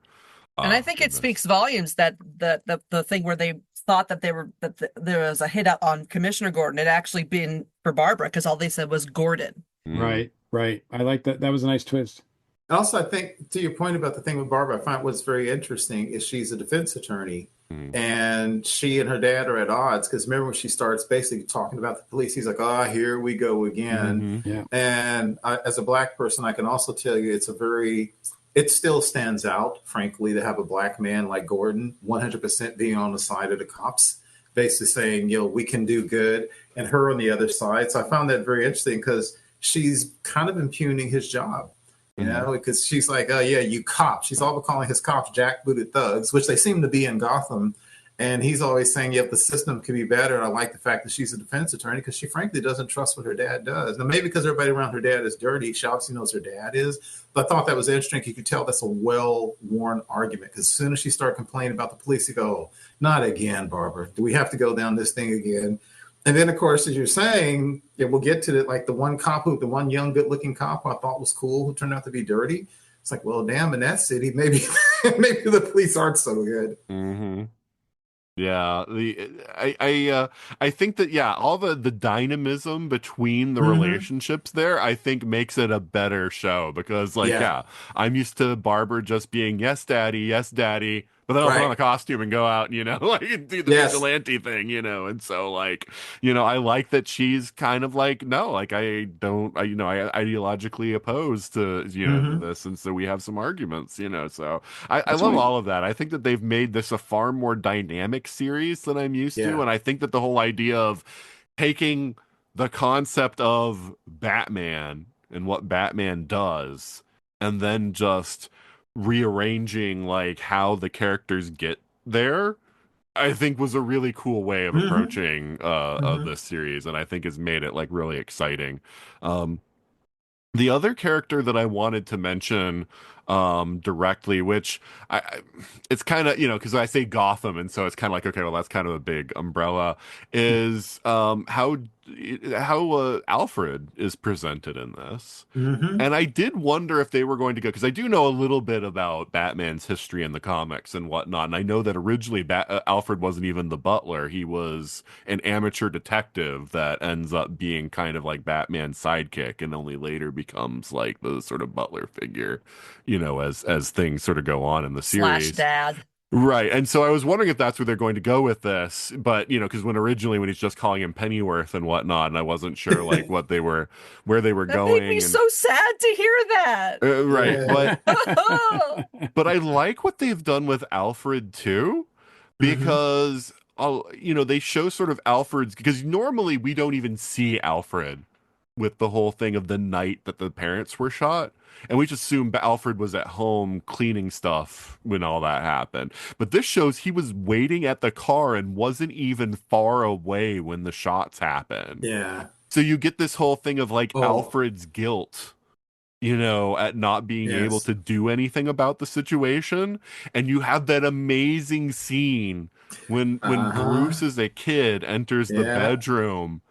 And you're thinking it's gonna be like a thing where like Alfred has to comfort him or whatever. Yes. But he's totally like deadpan with wide eyes, going like, "They're gonna pay," and it's just like, oh my god, that caught me off guard so much. Wow. But I think what they're doing with this is they're showing like Alfred is so broken up about what's happened. Yes. And where Bruce is, like, Alfred's going to be loyal to Bruce because he's going to do anything that he can to help Bruce.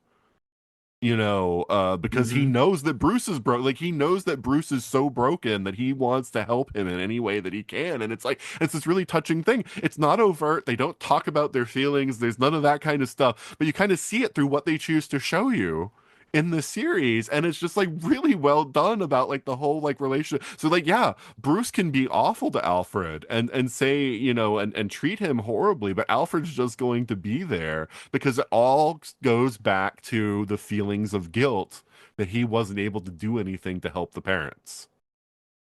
Yeah, that's true. I think in Batman Begins, there was a scene when Bruce comes home, and Alfred was trying to tell him he'd been, well, he's come home from college. He was thinking he wasn't going back to college. Remember, Alfred was trying to talk to him, and he basically said, "Why do you care? It's not your family."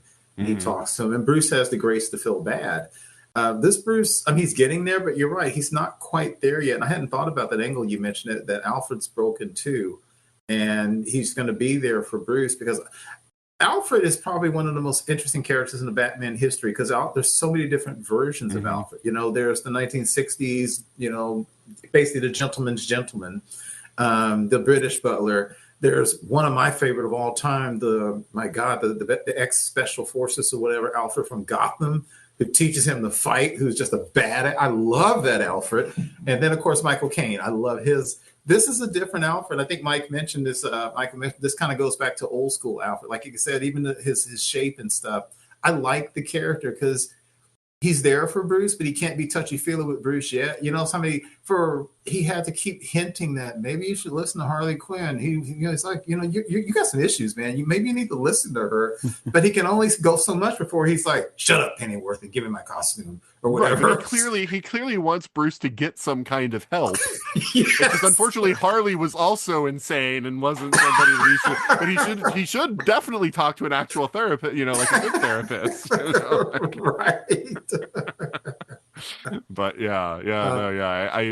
I loved all of that. And again, I like the fact that this show didn't feed you all of this in episode 1, that you had to go on the journey to really get where they were going with this show. Because for like the first half of this series, I was like, something's all bent out of shape about this show, and I'm not sure what's, you know, like I'm not sure that it works. And then like I was like, oh, like as everything just sort of comes together, I'm like, oh, okay, like I get why they're making the choices that they're making, and so I was pretty happy with that as they sort of went along with it. So and that scene you call, Nathan, I think is such a contrast because in Batman Begins, when Bruce comes home after the funeral, and he says something like, oh, "I thought I'd prepare your supper."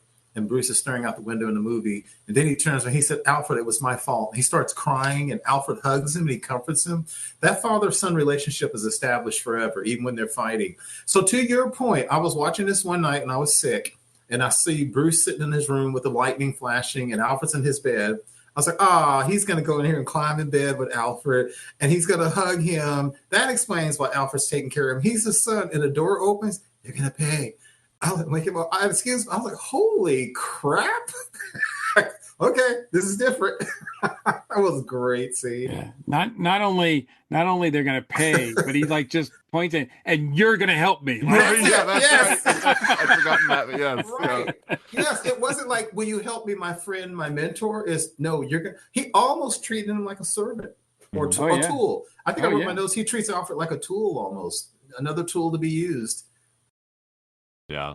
I don't think this Alfred is like the ex Special Forces version of Alfred. But that makes. But I think there is like a sort of time. Like, look, I'm someone that doesn't come. You know, nowadays, kind of a charged like sort of thing, like the idea of like having like, you know, somebody in a servant role, like a butler or a maid or something like that. But I don't feel like if you're getting paid for a day's work and that's your job, you know, and I'm fine with that as an idea, right? And the idea that you can have affection for your employer, you know, I think that can happen. I think that that's like a real thing and whatnot.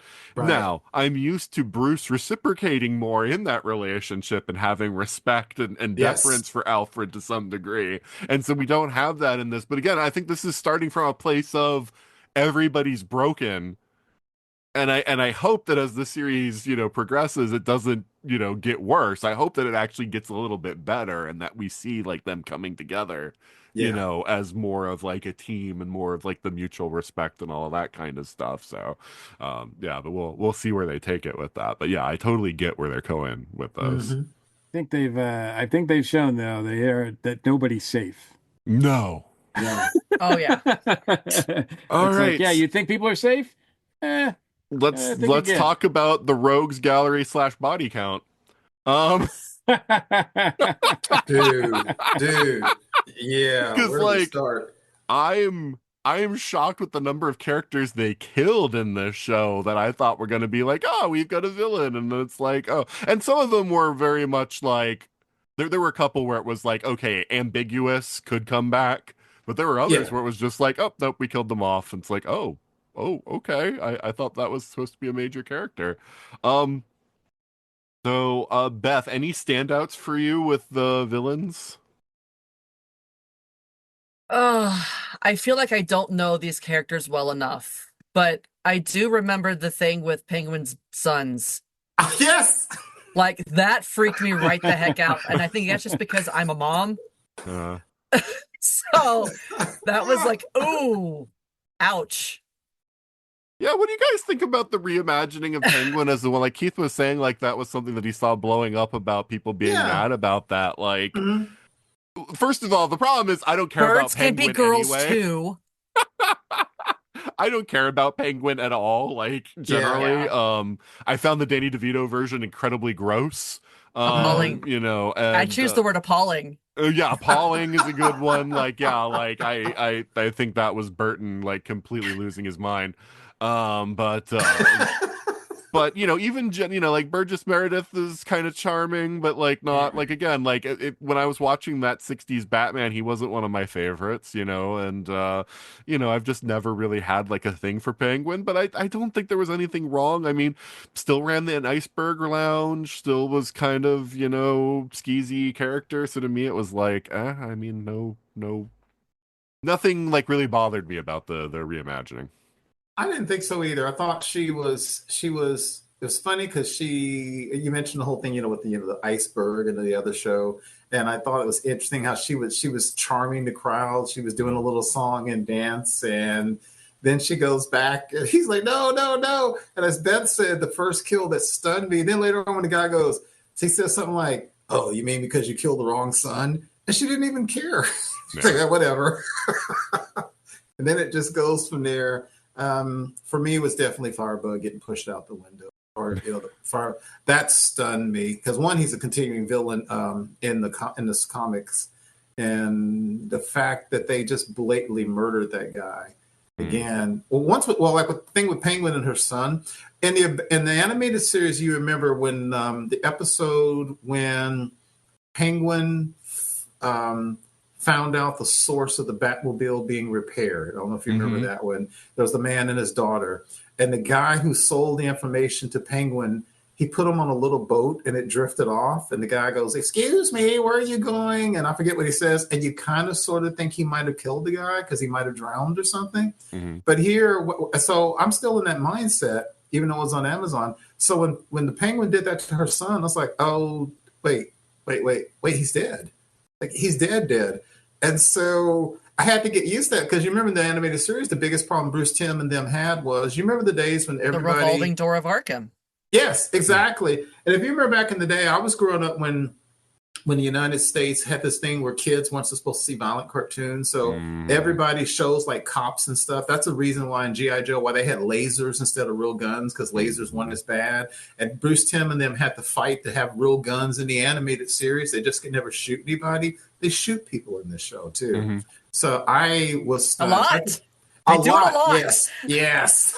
So I think Penguin's son stunned me because I didn't know it was a permanent kill, like he's really dead, and then Firebug stunned me. So I really realized this was a different show I was watching. Yeah. Mike, like what was one of like the rogue reimaginings that you really liked?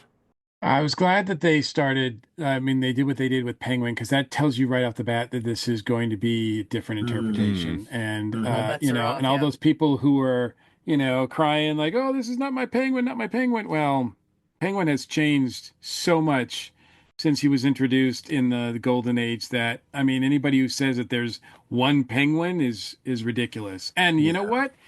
At the same time this was on, HBO was running the Colin Farrell Penguin series, so there you go. You got another Penguin that's just as interesting and a guy if that's where that's what you prefer. But in any case, I like the fact that they established that right off the bat, and then I really liked.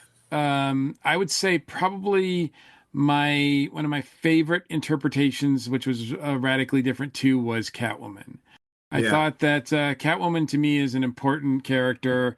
for the Batman mythology. And look, if there's going to be any sort of, romantic interest, it's usually with Catwoman.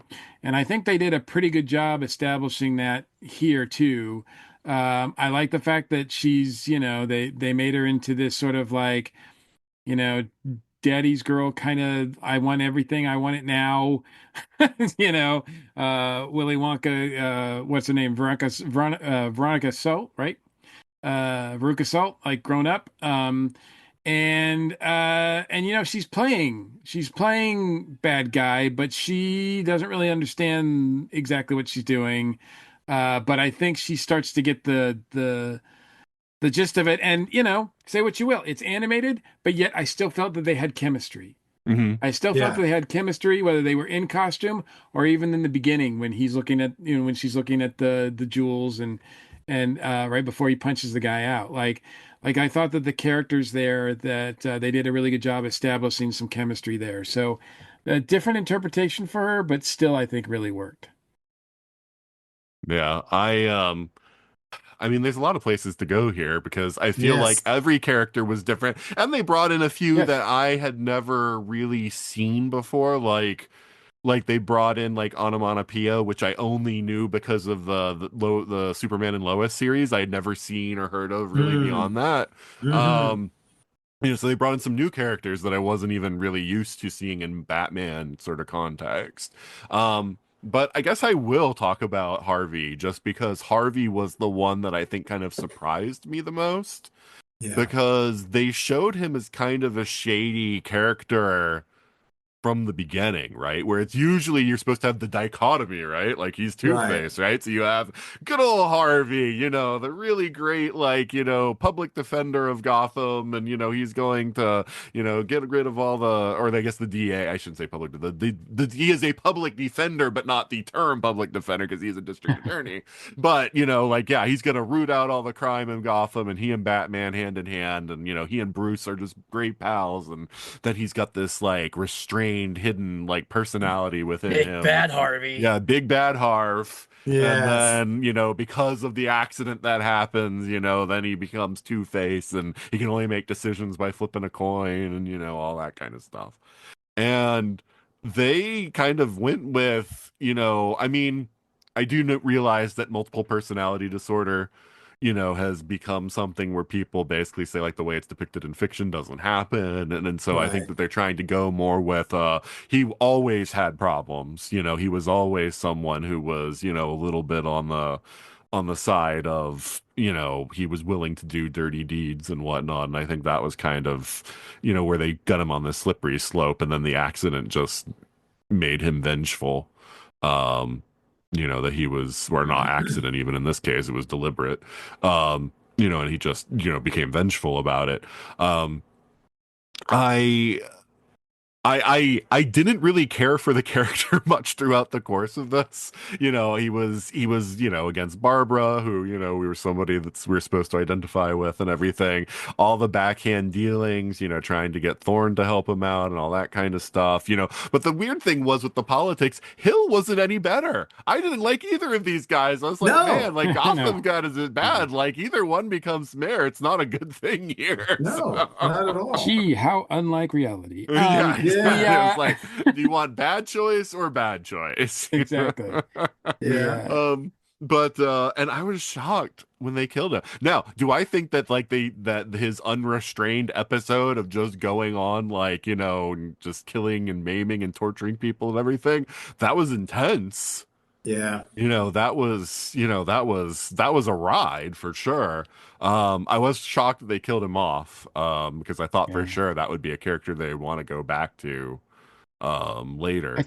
But I think they told his story. I think they told it really well. And I love the fact that they switched it up. This is the first time ever that the damaged side of his face was on the left. Sorry, it was on the right. Oh. Nearly Mhm. all of the depictions, the damaged side is on his left side. Here it's on his right. And guess what? The guy that's killing people, that side is not the damaged side. It's the plain side. It's the one that, because the one that's damaged realizes the error of his ways and what got him in a position where he had acid thrown on his face and is really like sorrowful and depressed and pathetic, whereas the Harvey, like the clean face one side, is the one that's killing everybody and going out on vengeance. I have never seen Two-Face depicted like that, and I thought it was a bold move, and I thought it really worked really well. And the sequences that he has with Bruce, where Bruce shows up and takes him out, and that goes horribly wrong. That was great from both sides when they were when they were talking at the asylum, because Bruce is he's just trying to get information from him. He's not even really there as a friend. He's just there like, I just want to do my job, so tell me what I want to know. And but because of what happens to him, because he can't recognize what's going on with Harvey, then Bruce comes to a realization by the end of this too.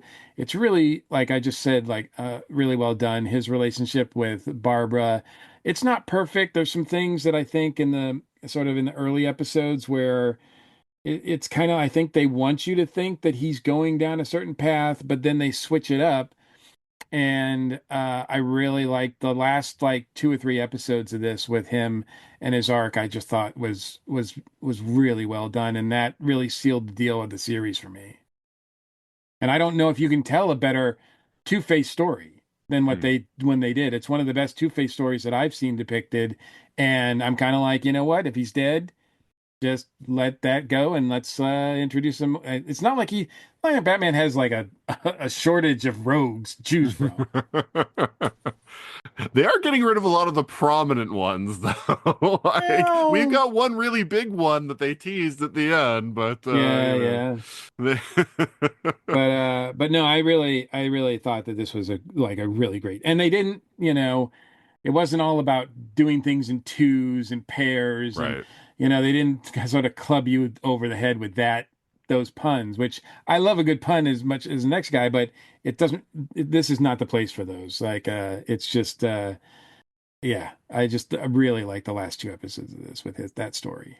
I feel like an absolute buffoon because normally I notice the visual things. I did not catch on to any of that stuff with Two-Face. And now I feel like I need to go back and just like reevaluate my life choices. No.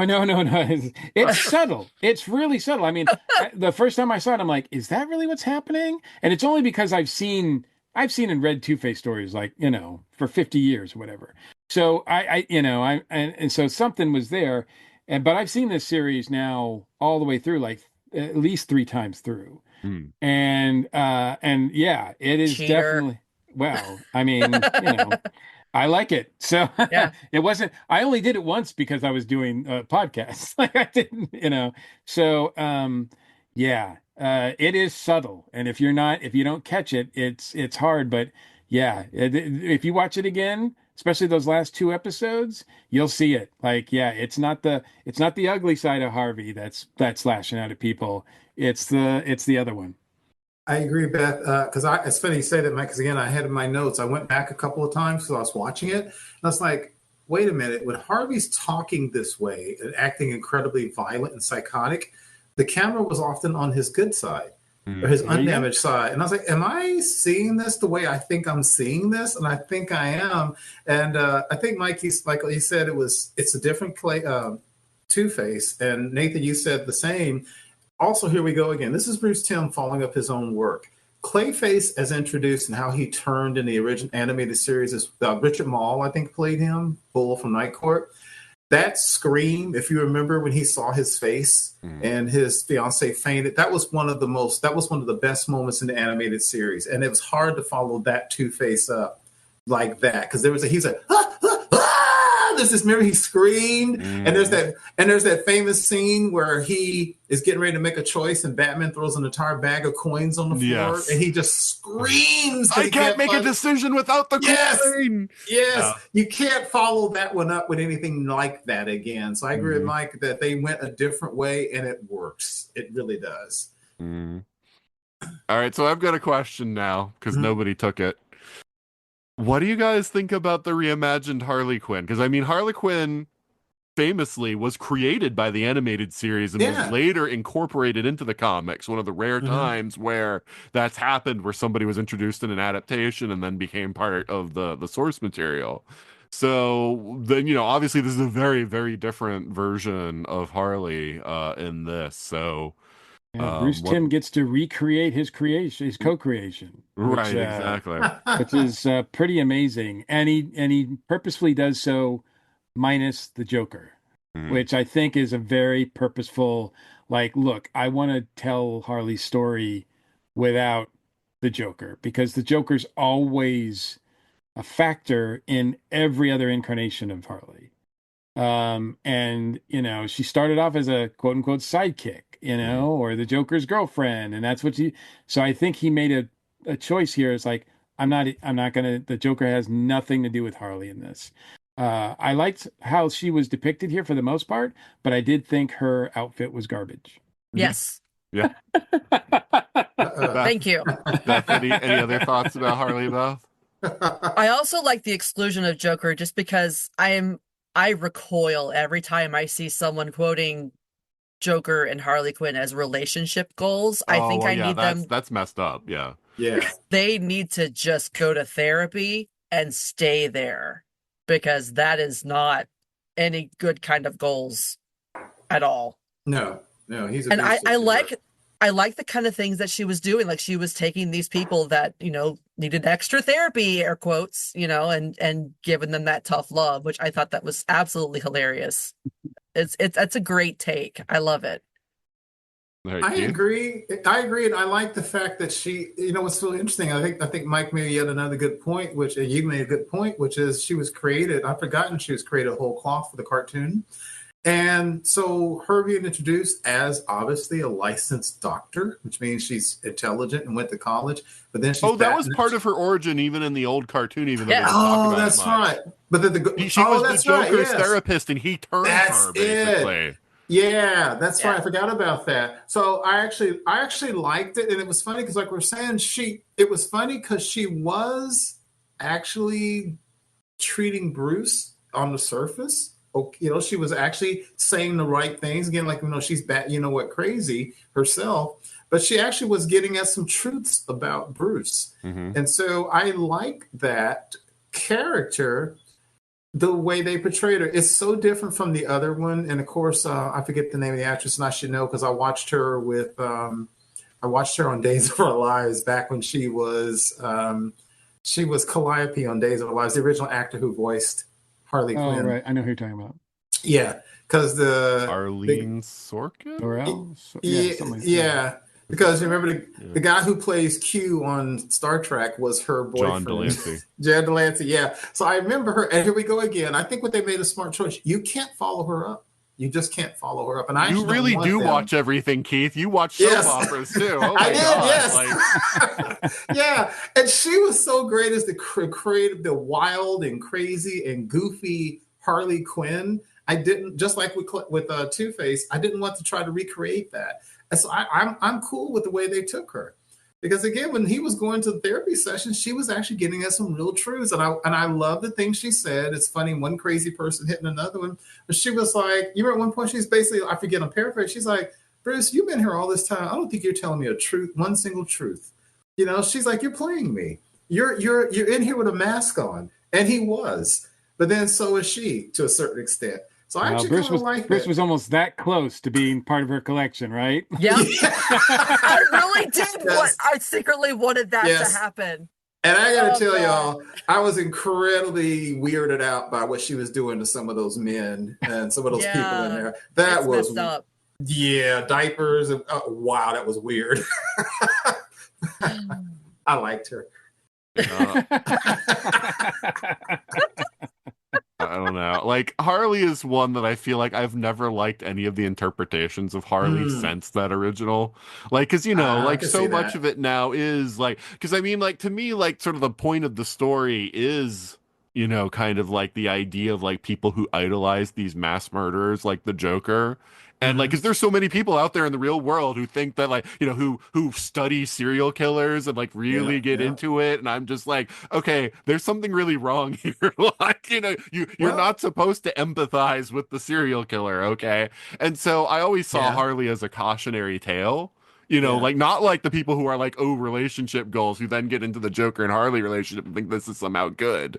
I But didn't I know that did, was a I mean, I thing. obviously did find it funny the way they were depicted in the animated Yeah. series and a lot of like the banter and the stuff. And I did like the sort of cutesy, like Harley, you know, I found her funny and amusing and all that kind of stuff.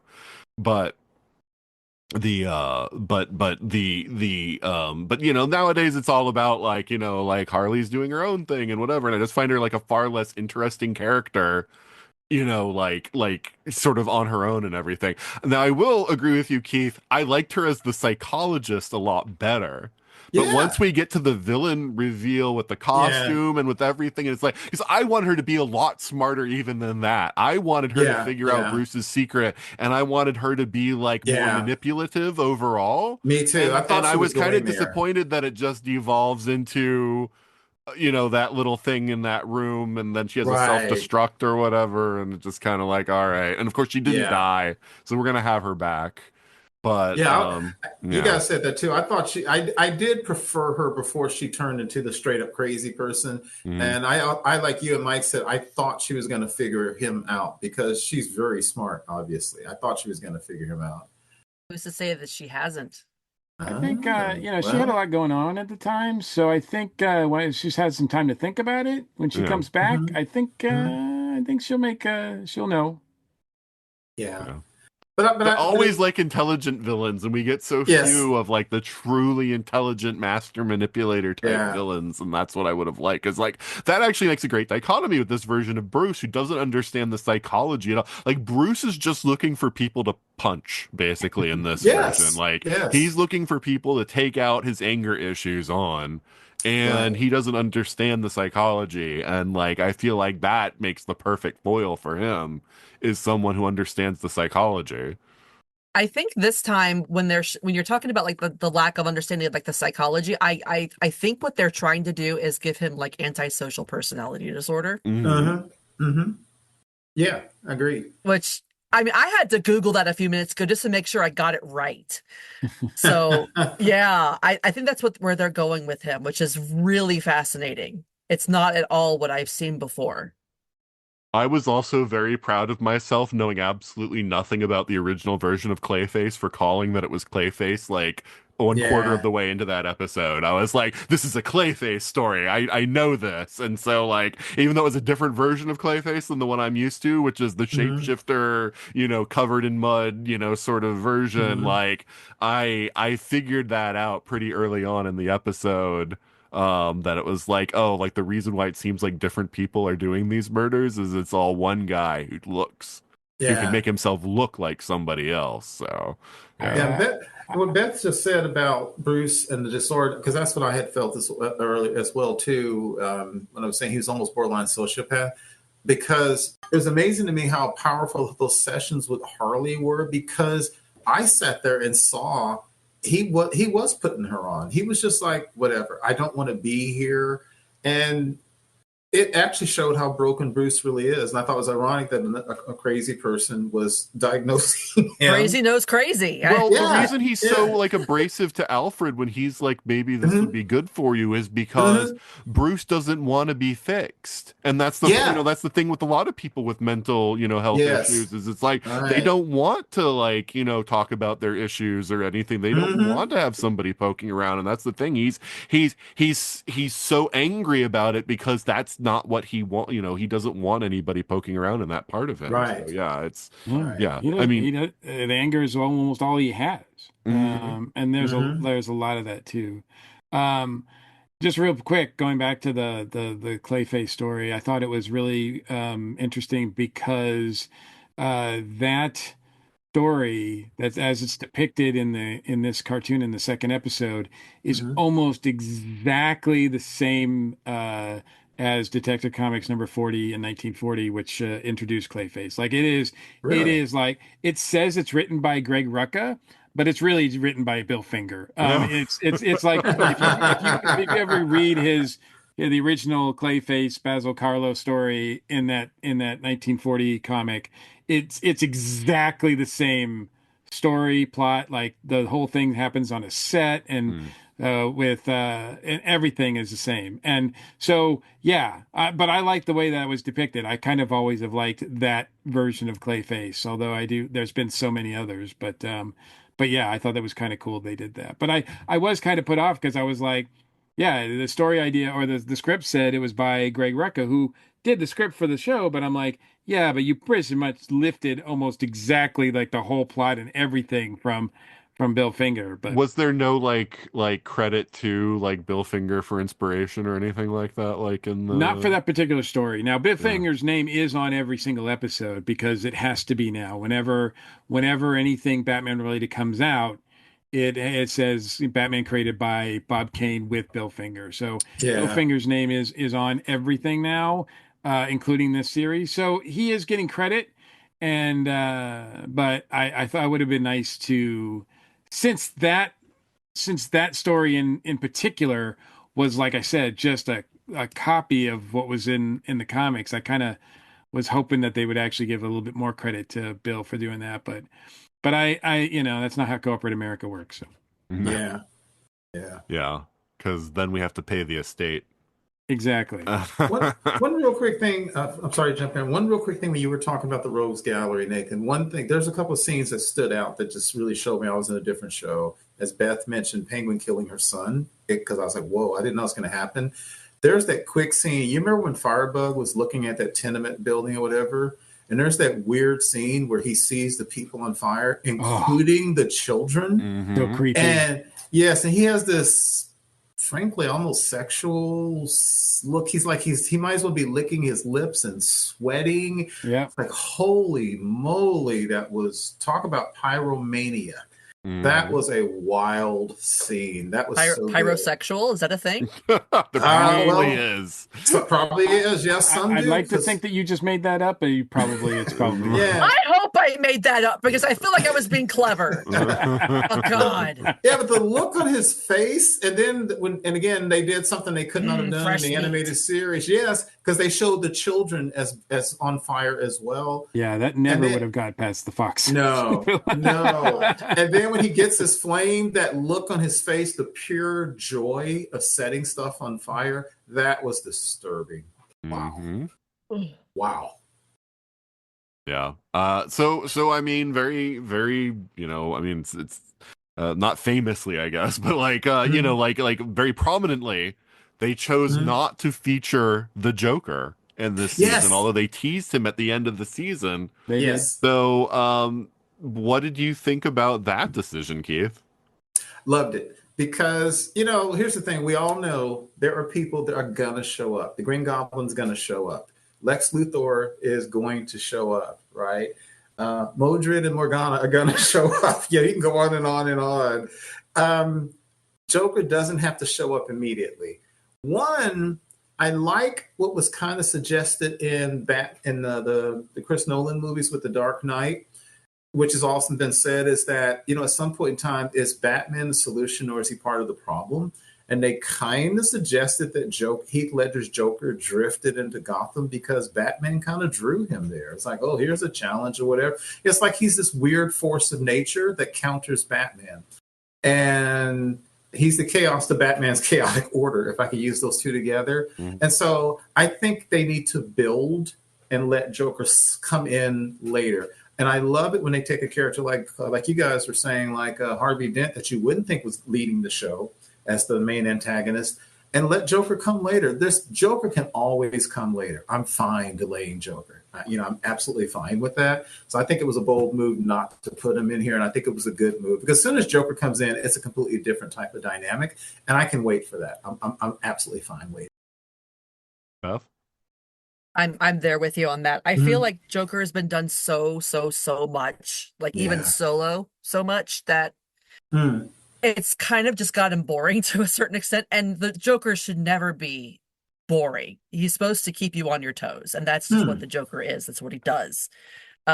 He's chaos incarnate, and I think I wonder if like delaying him like this may help Bruce with the whole psychology of things, because he'll have to get on to understand the Joker at least somewhat to be able to stop him for whatever he does. You can't just stop the Joker with brute force. You have to understand what he's going for, what his end game is, and you can't do that unless you have a crash course in psychology. So I think that might be a good ploy for him there. That's so the Joker may be the thing that keeps Bruce from going too far, right? You're saying like Bruce, no, I'm saying it'll keep Bruce from doing what he did to Harvey, because I was like, what are you doing? Right. So he looks at the Joker and realizes the path he could be going down. And I think you're going a little bit deeper than I was intending, but okay. Yeah, she means like just to understand like the psychology of people, like to understand like a character this unhinged. Like I need to understand how he works to be able to fight him, because he's so unconventional and everything. And so like that might actually be a prompt for him to understand more about like that. And maybe that'll teach him empathy along the way to some degree. Oh yeah. Okay, I see what you're saying. And I was thinking, I guess as a corollary to that, outside of that too, is then because we already see how Bruce is borderline losing control. Maybe when he sees the chaos of Joker, it helps him pull back from what he is himself becoming or could become. Yeah. I mean, they've definitely teased the Joker for the next season, so he's coming. They have to, like they can't do that as the post credits like tease and then just be like, oh, not in season 2 either. Chekhov's gun or whatever. Right, exactly. So I suspect Joker will probably dominate the next season the way Harvey dominated he'll be like a there'll be some sort of overarching thing with the Joker, even if it's just set up in the background for something that happens towards the end. I hope if they can go for 3 seasons, what you said is what I hope. I hope the Joker is a force in the background growing, but doesn't emerge fully even in season 2. I'd love to see him still be back there, this whispered thing. And maybe he gets a couple of people working for the Joker, maybe some of the people kind of like in the Batman comics, Nightfall, when Bane released all the villains from Arkham. It'd be nice if a lot of things start coming Batman's way and there's some kind of unifying force behind it, but you don't know what it is. I'd like to delay the Joker as much as possible, but I don't know how many seasons they're going to get. Right. Well, that's my fear too, because I mean, like, even though they're allowing some projects to not fall under Gunn's umbrella, I have a feeling that Gunn wants all of those to end, because the studio has said like, things like that were already going. They kind of want to be allowed to go as long as but I have a feeling that Gunn wants to quietly tuck everything away that's not under his control and just leave everything. Really? Yeah. He wants to holster it. But because I mean, like all these, like after Matt Reeves said he was done with the Batman 2 script, and then then Gunn came out front and said like, no, it's not done yet. I haven't approved it, and then suddenly there's rewrites constantly with Matt Reeves the Batman 2. There just seems to be some interference going on in the background. Like he doesn't want there to be a competing Batman film series. So I don't know. This is all conspiracy theorying for me, but it just seems like because he was so big on I want everything to be connected.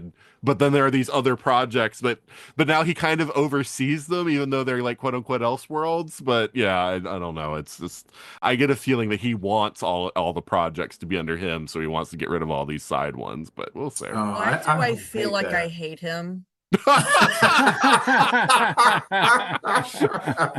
that okay? Am I allowed to do that? Well, don't say it too loudly because all the Guardians fans will murder you. Come at me, bro. I'm in my basement. If you read his tweets, you'll hate him forever. And but there's no defending some of those things. But anyway, Mike, your thoughts on the Joker not being in the first season? Well, I'm glad that they did that as well. I think the Joker is somebody that you build up to. He's Moriarty. He's like, the somebody that you have to like, if you want to make that a special kind of episode, you want to make that a special kind of story. And with this Batman who's just still trying to figure things out, like this Batman's not ready for the Joker. I'm curious to see what kind of what they've got in mind. Already the voice throws you off. It's not Mark Hmm. Hamill, that's for sure. Yeah. Yes. It's Yes. it's deeper and darker than I think any Joker that we've heard before. There was a show called The Batman, which had a very deep, dark voice Joker, but it was more cartoony than this. Yeah. Um, and establishing him as already a guy who seems to be perfecting a scientific formula, seems like a different take on him already Hmm. than we've seen before. So, um, yeah, it would be cool if this Joker was more of a mastermind, and we see him sprinkled throughout, and then Yeah. finally now we don't even know if we're getting a second season of this, right? So, Oh, I thought a second season was definitely greenlit. It was just we don't know if there will be anything beyond that. oh, yeah, I hadn't heard I either hadn't heard way, so that I don't either. know, but I hope so. Um, and look, I'm a big Joker fan. I mean, that's the villain that I just thought was the best, Batman villain of all time, one of the best villains of all time when he's done right. But he's been everywhere over the last like decade or so, Yeah. and it's just it would be nice to just kind of chill on that character for a little while. And like I said, I'm really curious to see what their idea is to give us a new interpretation of him, that we something we haven't seen before and yet still feels kind of familiar. And yes, to your point, I think the point of him will be like Batman's on this journey, and he's on this journey of like learning what makes, criminals do what they do, and how to fight them and how to deal with them. And the Joker is going to be the ultimate test. And because, like, if you don't finish the series with the Joker, to Keith's point, if you go 3 seasons, 4 seasons, whatever, if you don't finish, like, who do you fin? Who follows that? Like, what Hmm. villain could you have? Like, okay, Ra's now we're al gonna Ghul. have Yes. now it's time for Killer Sorry. Moth. Ra's Well, al Ghul is the other big heavy that would be Not yeah. equal not to. not not in this series. Ra's is not. I mean, they. Yeah, I no, do I know like he doesn't fit well in this series. I No, do I like it the agree. does. fact that, I mean, they'd have to reinterpret him, because I do like the fact that not everybody has just been a street level mob thug here, Hmm. right? That Right. we've had some mystical type episodes, some Oh. almost mutant type characters. So I do like the fact that they've expanded it from just being street level crime. I But don't know. I felt like the Gentleman Ghost one felt wrong because it didn't fit in with the sort of noir crime, you know, drama thing that they were like. It felt like it was from another show to me. Like it was like that one didn't work for me. no, Um, I like that one. I like that one a lot because I thought they were, just like, because I mean, Keith knows this from the 30s and 40s, and there's this sort of like horror noir that happens, Yeah. like with Yeah. movies like Cat People and The Leopard and all that. Like, there's just like there, and so I thought it fit there.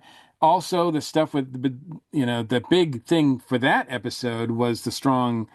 You said that the series with his relationship with Alfred turned at a certain point for you, and that's the episode that it happens on, because that's where he almost loses him, mhm. and all of a sudden has to rethink things. Has that great scene in the beginning where Lucius treats Alfred as an equal, and Bruce is just like, I can't like, why would you do that? And Lucius is like, dude, he's just a person, man. You got to treat him like a person. Like, I'm paraphrasing here, so there's a lot of stuff in that episode I like, and it's a different take on the Gentleman Ghost as well. The fact that he robs the poor to give to the rich is like, that I love that twist on it too. So I really like that episode a lot. The one with the girl with the mutant powers or whatever, that kind of was weird to me. That almost didn't, that felt a little out of place. But I do like the fact that they're expanding what Batman, who he can face and everything like that. So maybe within a certain framework of this, maybe race does fit in some ways, but But I've never felt that Ra's is the villain that Joker is. It won't be David Warner anyway, Beth. So I mean, it's I know. Yeah. detective. But you know what? You guys said something. I don't think he's ready for Ra's al Ghul either, because Ra's al No. Ghul is something like 800 or 900 years old. Yeah. And he's not ready for that Batman is not ready for Ra's yet. There's just No, I agree. Yeah. I mean, he's definitely Yeah. shouldn't be like a year one type villain. Yeah. But no, I did just confirm. Matt Reeves has confirmed that season 2 is currently being worked on. Oh, Nice. thank goodness! Well, I'm good. so Thank you excited. for that. Yes. One thing, Yeah, you no, guys we said don't about- know beyond that. They could be they just get Yeah. to season 2 and then it's done. I mean, but yeah, we do. Yeah. know season Don't 2 give is them being any worked on. ideas, honey. Jeez. One thing you were saying about the Gentleman Ghost, it was kind of a weird show, but as you said, it does hail back to the supernatural, super sci-fi of Batman for certain times. But the two things about that Gentleman Ghost thing, three things that I thought were interesting. One was when Alfred almost died, and he was kind of doing that thing when you realize he's like, "You fool!" and he's yelling at Alfred. But of course, what you know is that's the true fear and love that he feels that he's never expressed. That was cool. Also, Mike made a point about the Gentleman Ghost. They didn't say, because I think his definition of riffraff or whatever is expansive, but they didn't say it. But he might as well have said those poor black people, but also those poor people, because he was thinking basically anybody who's not a rich white aristocrat is nothing, wretched to him. And I thought that was interesting. And then the thing that did get me was in the end the brother with the magic powers. What's up with that? Because the guy's like, no, please. And it's like, okay, what's going on there? That was kind of creepy. He's like, I've been wanting him. And also the fact that Batman just kind of casually handed the spirit over to this dude who he don't know what he's going to do with him. And he didn't even think about it. He said, here you go. I don't think Bruce wants anything to do with this. Like, Right, here, yeah, take it. no, I don't. It's future Batman's problem.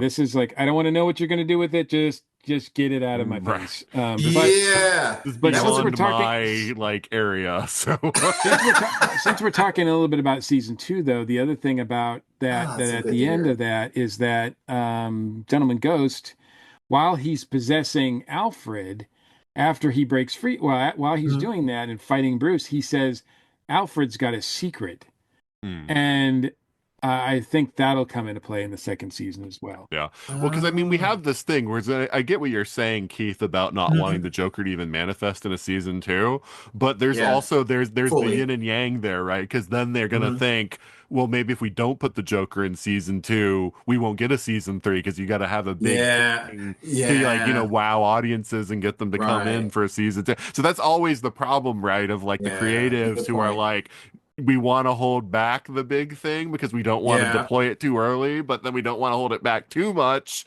because then, maybe the audiences don't come because they're disappointed that it's like, oh, well, we want the big thing that we're familiar with. And so that's always been kind of the problem with adaptations and going big too early. So worked out so well for Christopher Nolan, didn't it? Someone needs to sit down with some of these people and say, let me tell you about a concept called the 5-year plan.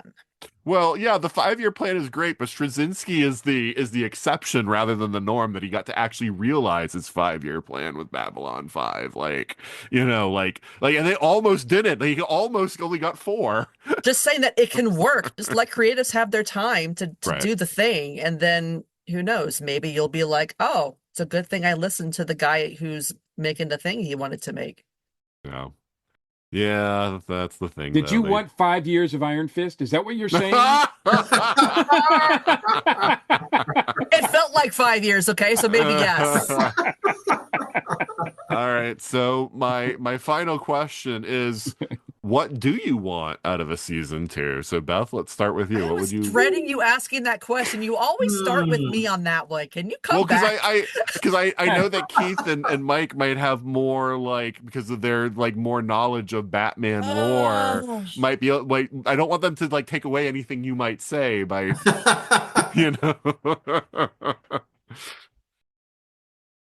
I mean, I'm just making dial-up noises now inside my head. Okay. I like everything that's been given to me so far, and Dial-up I can't noises. really even compare it to what I already know. Okay. So All right, I just so you want have to see more. I want to see more evolution of Batman as the character. Okay. I think That's they're fair. well on their way to that. So let's give me more, but keep it a slow burn. Okay. All right, Keith. I found it very interesting how almost helpless Commissioner Gordon is, because as Yes. you and Mike pointed out, he's got nobody this time Right. really around him. So I really want to see. And then he was like, "I'm going to lose my job." You remember that, like I think was it Mike who said that the current mayor is no better than the one who wanted to be mayor, and No, I said that. Yeah, you said that, right, Nathan? And then it's like, he's like, basically, the mayor's basically threatening. He's like, you're going to lose your job if you don't make the mayor look good. And so I'm really looking forward to see Gordon slowly come forward, because, as you know, he had the opportunity to arrest Batman, and he goes, you better get out of here. So I'm looking forward to seeing him develop. And I'm a character I think that is really can be really bad or really good. I really would love to see their treatment of the Riddler. Because the Riddler, you took mine. That's my big yeah, one. because the Riddler doesn't have to be the Frank Gorshin goofy Riddler, which I love. And Riddler, well, the animated version, the animated series version, was one I absolutely loved, because he was the mastermind. Yes, if you're so smart, why aren't you rich? That's it. That's yes, and it has often been argued that the intellectually the Riddler is on Batman's level, Bruce Wayne's level. So I'd love to see how a Riddler would work in this world. And one other thing, Mike, I think Mike mentioned Catwoman, Selena Kyle. I really want to see her again because she was different enough. Also, a real quick thing, and I guess, do I care because it's Bullock? She scratched the out of Bullock's face, and she was she was frankly assaulting the cops in a way, again, I didn't expect. And she has such a crazy sense of fun, and I love that goofy deadpan maid of hers. She left her at the end, right? Yeah, so I like to see the thing with Selena, because that worked, and I'd really like to see a character like Riddler, and I really want to see what's going to happen with Gordon, because he's really got his work cut out for him, and he's already older. Yeah, I suspect that is one thing they will keep from the mythos. They're just letting it go slower. Is that he will end up becoming like somebody who works with Batman. And that Batman and him will ally and all of that. I think that they're just because we've seen that already progress to the point where he saw Batman as a problem to letting Batman go. And so I just think they're letting it be a slow burn rather than it being from episode 1, they're already, working together, fighting crime or whatever. And so I like the slow burn on it. Yeah, same here. All right, Mike? I'm always in favor of more Gordon. Yeah. That's it's in my name. So the last shot of the series is Rupert Thorne looking across the way and seeing a very familiar image of Batman on the rooftop with lightning coming down, as almost to say, this is a prequel to the animated series. It's almost that exact shot of Batman on the roof with the lightning coming down behind him. I don't think we're going to get that. We're not going to get. It's not like, oh, this is going to be the animated series tone suddenly in the second season. I hope they don't do that. But I think they put that in there just to say well, if we only get one season, this can kind of be a prequel to that in a way, and it's a nice homage or whatever. But obviously, so that implies though that we're going to get more Rupert Thorne. We're going to get more Rupert Thorne. I would imagine that most of the next season will probably be Batman versus Rupert Thorne, and we'll see how that, and then with the Joker thrown in there somehow, we'll see how that goes. I'm all for it. One character, one villain that you guys, I don't think anybody's mentioned yet, that I think is definitely one that I'd like to see their take on is Scarecrow. They've mentioned Jonathan Crane. Yeah. Wasn't he Harley's mentor? Did she say that it was? Yeah. Yeah. So, so we'll see how that gets implemented, but Scarecrow would fit into this world pretty easily and could be pretty interesting. So, he's a bad guy that I would put on the list for next season. That's a good call, because in the animated series, you remember the first when he was first introduced, he looked like that, the Scarecrow. And remember when they brought him back in the new Batman Adventures, I think it was, and he had a hangman's noose around his neck, and he was just straight up freaking scary looking on top of that. Yes. Yeah, I also really liked that one because it was the idea of taking away fear instead of creating fear, and like the problems that would cause with people. Like if you take away their fear and make everyone reckless, I thought that was an interesting take. Because I'm kind of like, we've seen the whole like, oh, I see things that aren't really there. Oh, I'm terrified. We've seen that in so many things, and so it was kind of, I thought, refreshing to go the opposite way and just show like the what would happen from a world without fear. Yeah. Other than for Daredevil.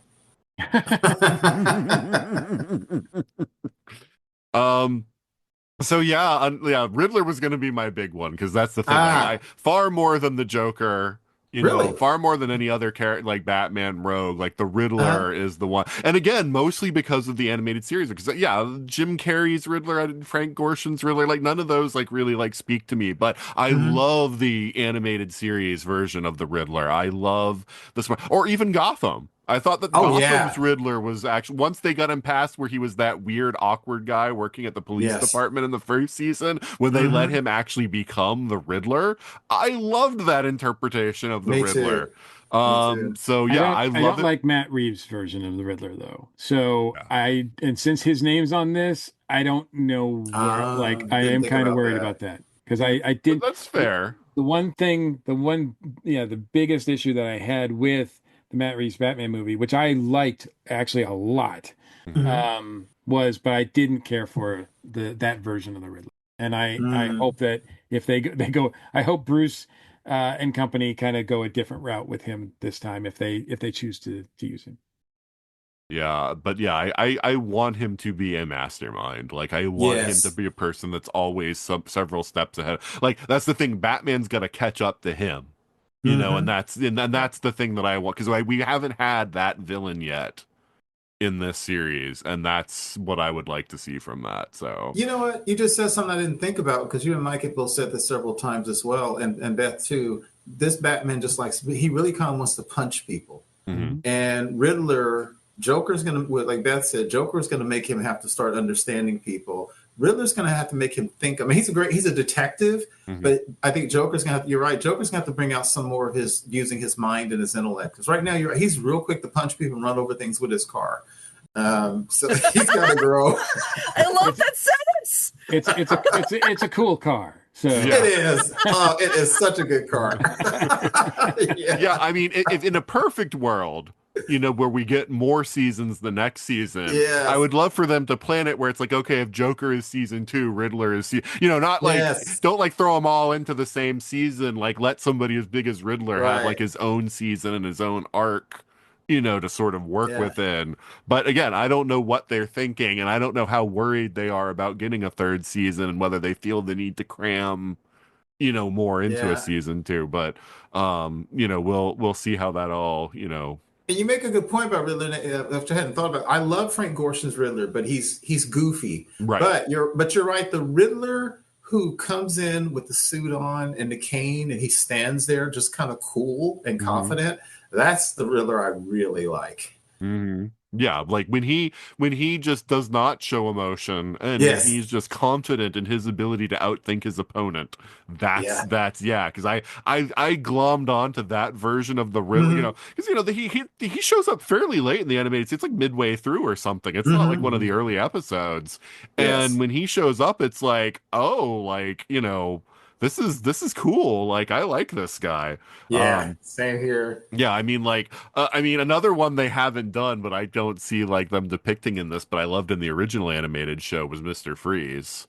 But I think that he's going to be a hard one to pull off in this. But this world had mutants and magic, so I mean, like, maybe they can figure out a way to do like a Mr. Freeze that works in this, sort of style.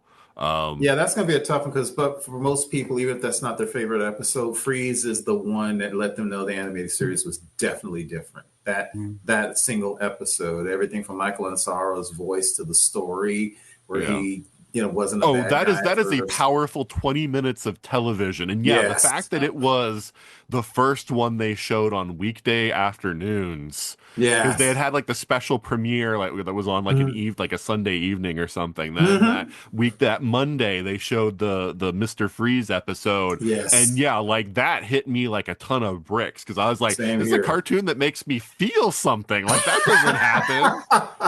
Because the Man Bat one that they showed as the premiere was kind of like, okay, it's just a adventure. Same here. Yeah, like, it was fine. Yeah, but yeah. Heart of Ice. Oh my God, and that way that Batman, after he's just taken this guy down, that just his wife was, everything's been taken from him, and Batman's just like, it's the only way to stop a cold, and it's just like, oh my God, like again, that's that Bruce I always think of that line whenever I'm sick and chicken soup. It's the only way to stop a cold. Yeah, like, but that's the thing. It's like that's that hardness that you see in this show. Like that was Bruce Timm being able to express a small amount of it in that old animated show. But yeah, that one and the two-parter with the Demon's Head. Those are my favorite episodes of Batman the Animated Series, which is why I love Ra's al Ghul and I love Mr. Freeze. They're like my favorites. But Riddler comes in fairly close to those too. From that series. Like I feel like Riddler is the one that's probably most easy to translate into what this show is doing. And so I definitely want to see their take on the Riddler. Me too. But yeah, probably not the same guy from the movie. I hope not. Which I didn't hate, like Mike apparently did, but because I think, but it speaks to a more modern sensibility, and I think it's sort of like this idea of like the people who are online and who do start to think that they're part of like the celebrity and everything. And I thought it was a social commentary with the movie version of the Riddler. Oh, I got it. Work I got for it. this. I just didn't like it. Yeah, I don't think it wouldn't work for this sort of setting. And again, I thought his costume was crap. Well, yeah. Definitely. Yeah, definitely. All right, anything that we haven't mentioned about this show that you're like, we can't end this without mentioning it? Keith, you have anything? We touched on it really quickly. I think the car is always it's a symbol. I love the car because, as Mike will also know, if you go way back to the original Batman, the late 30s and the 40s, of course, the car wasn't what it became. It was a car, it was a cool sedan, right? It's almost be like the Green Hornet's car, right? And I love the car because it's not. I love the tank. Is that what they call it? Not the tank. The thing. The tumbler. The tumbler. I love that thing like you wouldn't believe. But this one works in this show. The other thing that I think I loved about it is, did you notice the soundtrack to this show? It was always this beat in the background. It was always a driving beat. And what it did to me is it kept making me feel like I was watching a true detective show. It's like we were talking about a film noir. And also the plot moves kind of fast. I don't mean too fast, but every story feels like a story. It's a tight story that gets told. So I kept feeling like I was watching like a mini movie, a mini detective movie, every single episode. They set the mood in a way I didn't expect, and they set that mood so just differently enough from the animated series that it justifies its existence. And I know y'all all said this, but I say kudos to Bruce Timm for following such an incredibly popular product as the animated series with another one that's good. That's hard to do. That's hard to follow yourself and not copy yourself. Yeah. I was just glad that even though J.J. Abrams' name was on it, there was no lens flare. Thank God. I agree. I was worried about that too. I'm still expecting a big red ball to appear somewhere. Me too. Yeah, that's a good point because I'm like, there's too much subtlety in here and I love J.J. Abrams, but it's way more subtle. So he must not have as much, impact as I would think. I don't think he has much creative control. Yeah, I mean, he's a producer. Yeah. He does. Yeah. I'm not sure he has much creative. I think maybe every time, like in the writers' room, every time he was like, and then we have a lens flare, someone was just like, shut up, sit down. Yeah. All right, Beth, is there anything we haven't brought up that you feel like we need to mention? This is just a weird thought that I had. Like it was the one with the girl who was like vampire-esque. I don't know. Well, I mean, she died in sunlight. She was a vampire. I mean, you can say it. She was creepy. Sure, sort of. She was creepy. It She was as reminded much a me vampire as the Vorvon in Buck Rogers was. Okay. Hi. It made me think of Ace. From Marvel Comics? No. From Doctor It Who? was. No, my God. I think it was a Justice League episode where it was like the Full House guard people or something. Yeah, the little girl and like she was the ace of the group and she was sitting on the swing set and rocking. She's like, "I'm dying, aren't I?" She died with the aneurysm or whatever, right? Yeah, and Batman was there to comfort her as she died. I got such strong vibes from that one thing in that character, and yet it didn't happen. And so it was just like, yeah, visually she looked a lot like that kid, but again, it's Bruce Timm again. Like, it's he was involved with Justice League too. So yeah. I just like that scene between Ace and Batman in that episode. It's just that's so like centered to who I envision Batman being. So good one. Yeah, the Batman that's there for the kids. Yes. It's not really this Batman. No. I know. All right, Mike, anything you wanted to mention that we haven't brought up? I mean, we brought up so much, and the thing about this series, and let me tell you, because I've watched it 3 times, is that it's worth revisiting. Because every time I watched it, I'd see something new that I hadn't noticed before. There's a lot of in-jokes as far as references to, like I said, everything from Batman's entire 80-year-old history or whatever, sprinkled throughout. There's nice little puns, whether it's a visual pun or audio puns sometimes put together, like the guy with diapers in the Harley Quinn episode holding a huge mallet, who's just wanting his pudding. Like, it's just like, yeah, that's we get it. Or Barbara Gordon with a baseball bat, like a bat, Barbara with a bat. So yes, that might be foretelling the fact that she will be on Batwoman at some point, or Batgirl, or whatever. I love the fact that it's written by comic people. One of the producers and writers of a lot of the episodes is Ed Brubaker, who I have a lot of respect for. I think he writes some of the best crime comics and some of the best comics that are out there. Greg Rucka has also contributed, so I really appreciate the people that are involved with this, and I hope it. Like a lot of people are, I see a lot of critiques about it because it's not the animated series. Seriously, I see a lot of critiques about it because it's not it's not my version of XYZ, right? Then they can just go into the version that they prefer and then watch that and leave us to have open-mindedness and enjoy new things and new tastes. Absolutely. Wow. I'm right there with you. I feel like I think Batman is a property that I've seen so many different interpretations for. I mean, I can love the 60s version. I can love, the Nolan version. I can love this version. I can love the animated series. I can love various comic Elseworlds. Like, there's so much you can do with this character. And I hate people who try to, narrow that down. Like, oh, the Joker has to be this way, or has to sound like Mark Hamill, or has to be thin, and has to. No, that doesn't apply here.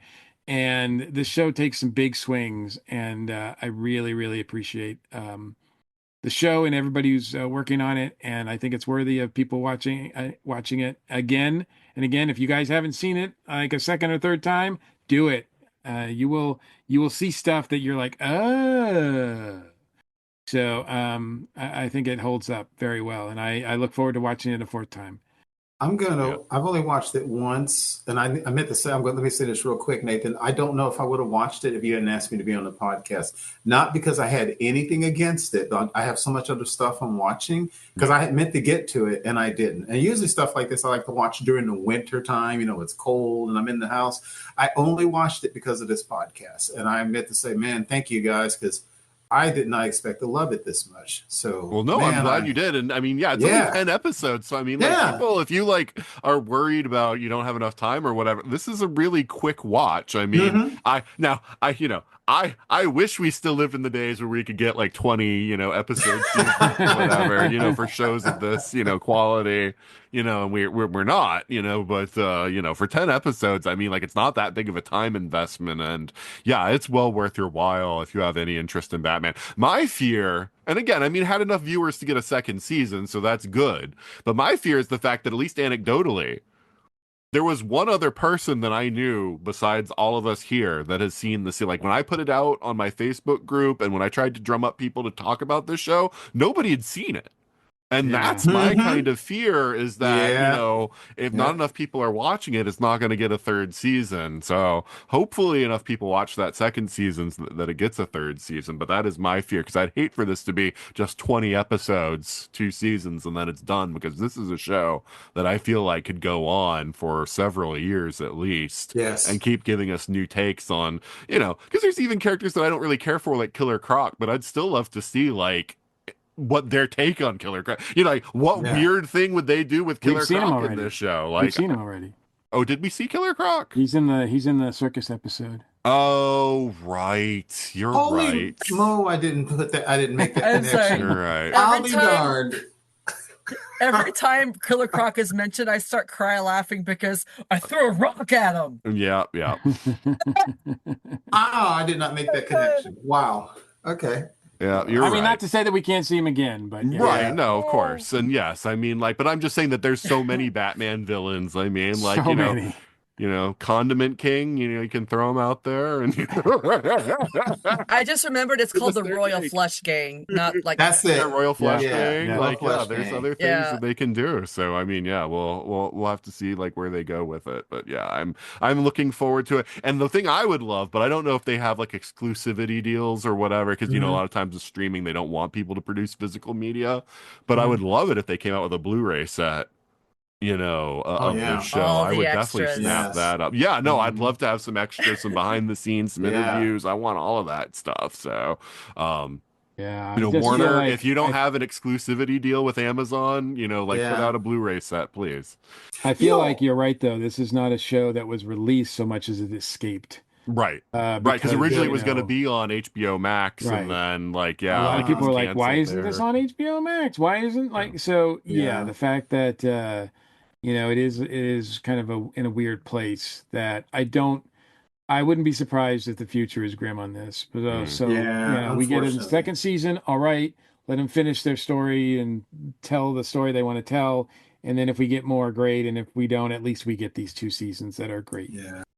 Yeah, when Zaslav took over, like, he made a lot of weird decisions, like canceling shows that were already made. But thankfully they did allow them to shop this around so that Amazon could pick it up. But originally it was going to be on HBO Max. That was the plan. And they just decided no. But actually, in my opinion, that's better, because I bet more people have Amazon Prime than have HBO Max. So this is giving it more more room for people to see it. Yeah. One real quick thing I thought about was what was the guy who was speaking the riddles or whatever when they hit on Barbara? He had all the assassins with him. Was that Onomatopoeia? Was that his name? Onomatopoeia. Yeah. You know what? I am not really familiar with that character very much, but what I did like was the fact that there were non-super dudes, basically assassins sent after Batman, because that episode was a whole bunch of gunshot, and the fight with him and Onomatopoeia was pretty brutal at first. He won, but man, that was not an easy fight. I love to see stuff like that, almost quote unquote real world stuff. That was cool. I love that. Yeah, it's real world, and at the same time, they were kind of playing around with the Batman 60s, bam, zap, pow. Yeah. Because Onomatopoeia was saying that as they were punching each other. I love that. Audio version of like the Batman 60s fights. I thought that was brilliant. Clever. Yeah, the fact that this takes it so real work, because like Batman's a character that I think works so well in a more grounded and gritty atmosphere. And so I love that. I love taking him to basics and just giving him a few gadgets that are fairly simple and just seeing what he can do is just being incredibly smart and incredibly well physically trained, and Right. just seeing that character go. So yeah, I love this show, and I love the aesthetic of this show. All right, I think we've been talking about this for a good length here, and now it's time to wrap things up. So let's say our goodbyes and let people know where they can find you. So let's start with you, Beth. So normally I would say like it's hard to find me, but today before the podcast, I actually went live on Twitch for the first time ever. Very experimental, very clumsy. I still don't know what the heck I'm doing, but I want to improve. So on Twitch, I am Lady Birdie Bop. If you ever want to like laugh your faces off at me or something, I don't know. Okay. All right, Keith. I am part of the ESO network. I am part of a Facebook group and a podcast called the Earth Station Trek. Every Thursday night, we do a review of whatever Star Trek related thing is out, either a series or a movie or just a discussion. And I'm pretty active on the ESO network Facebook groups, and you can find me there. And congratulations on your book. No, thank you. Yeah, we published a book, A Guide to Earth Station Trek. Just we did that recently. Had a great time writing a bunch of essays about Star Trek, and I think we're going to do another one. Thanks, Mike, and thanks for buying. Absolutely.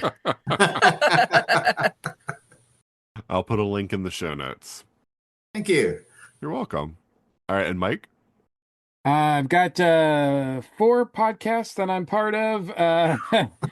Again, Bat Chums is the one that we review 60s, and just a little preview of things to come for people who join our Patreon for that series.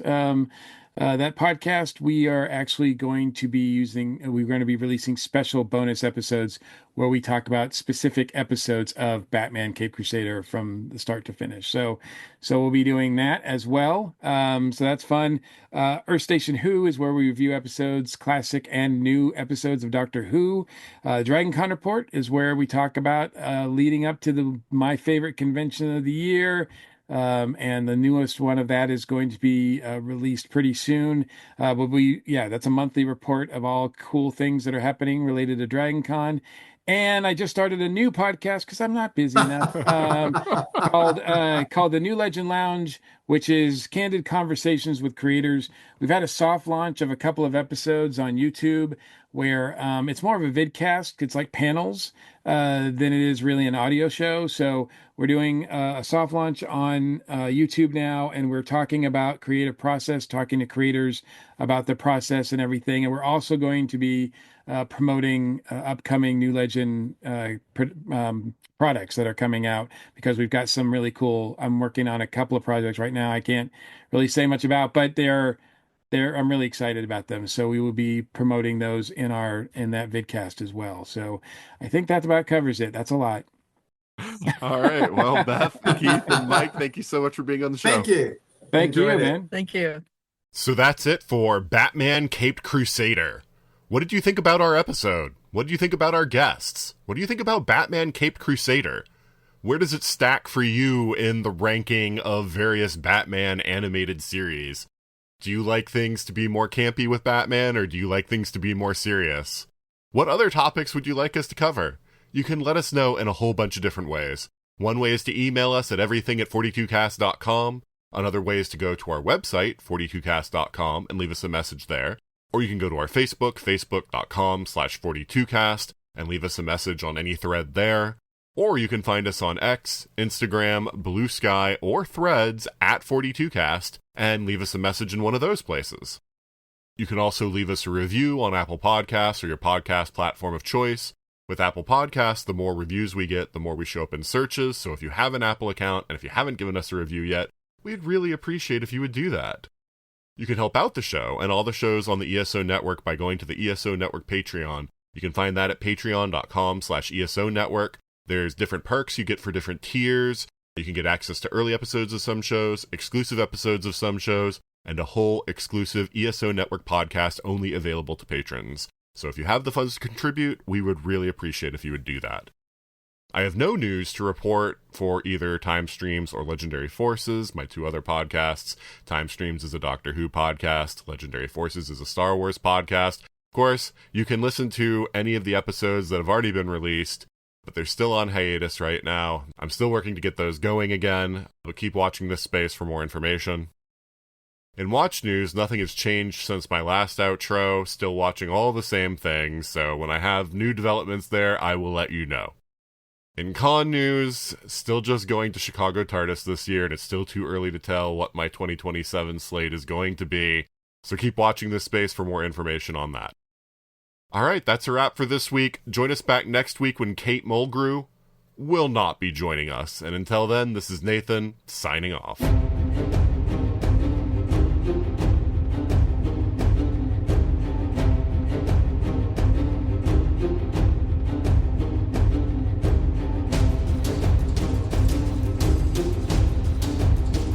You have been listening to the 42 Cast. Copyright 2026 Vault 42 Media. Got a question for the ultimate answer? Contact us at everything@42cast.com. Theme music is Sharper Swords by Brandon Ellis. Check out more of his work at www.cityfires.com. The 42 Cast is a proud member of the ESO Network.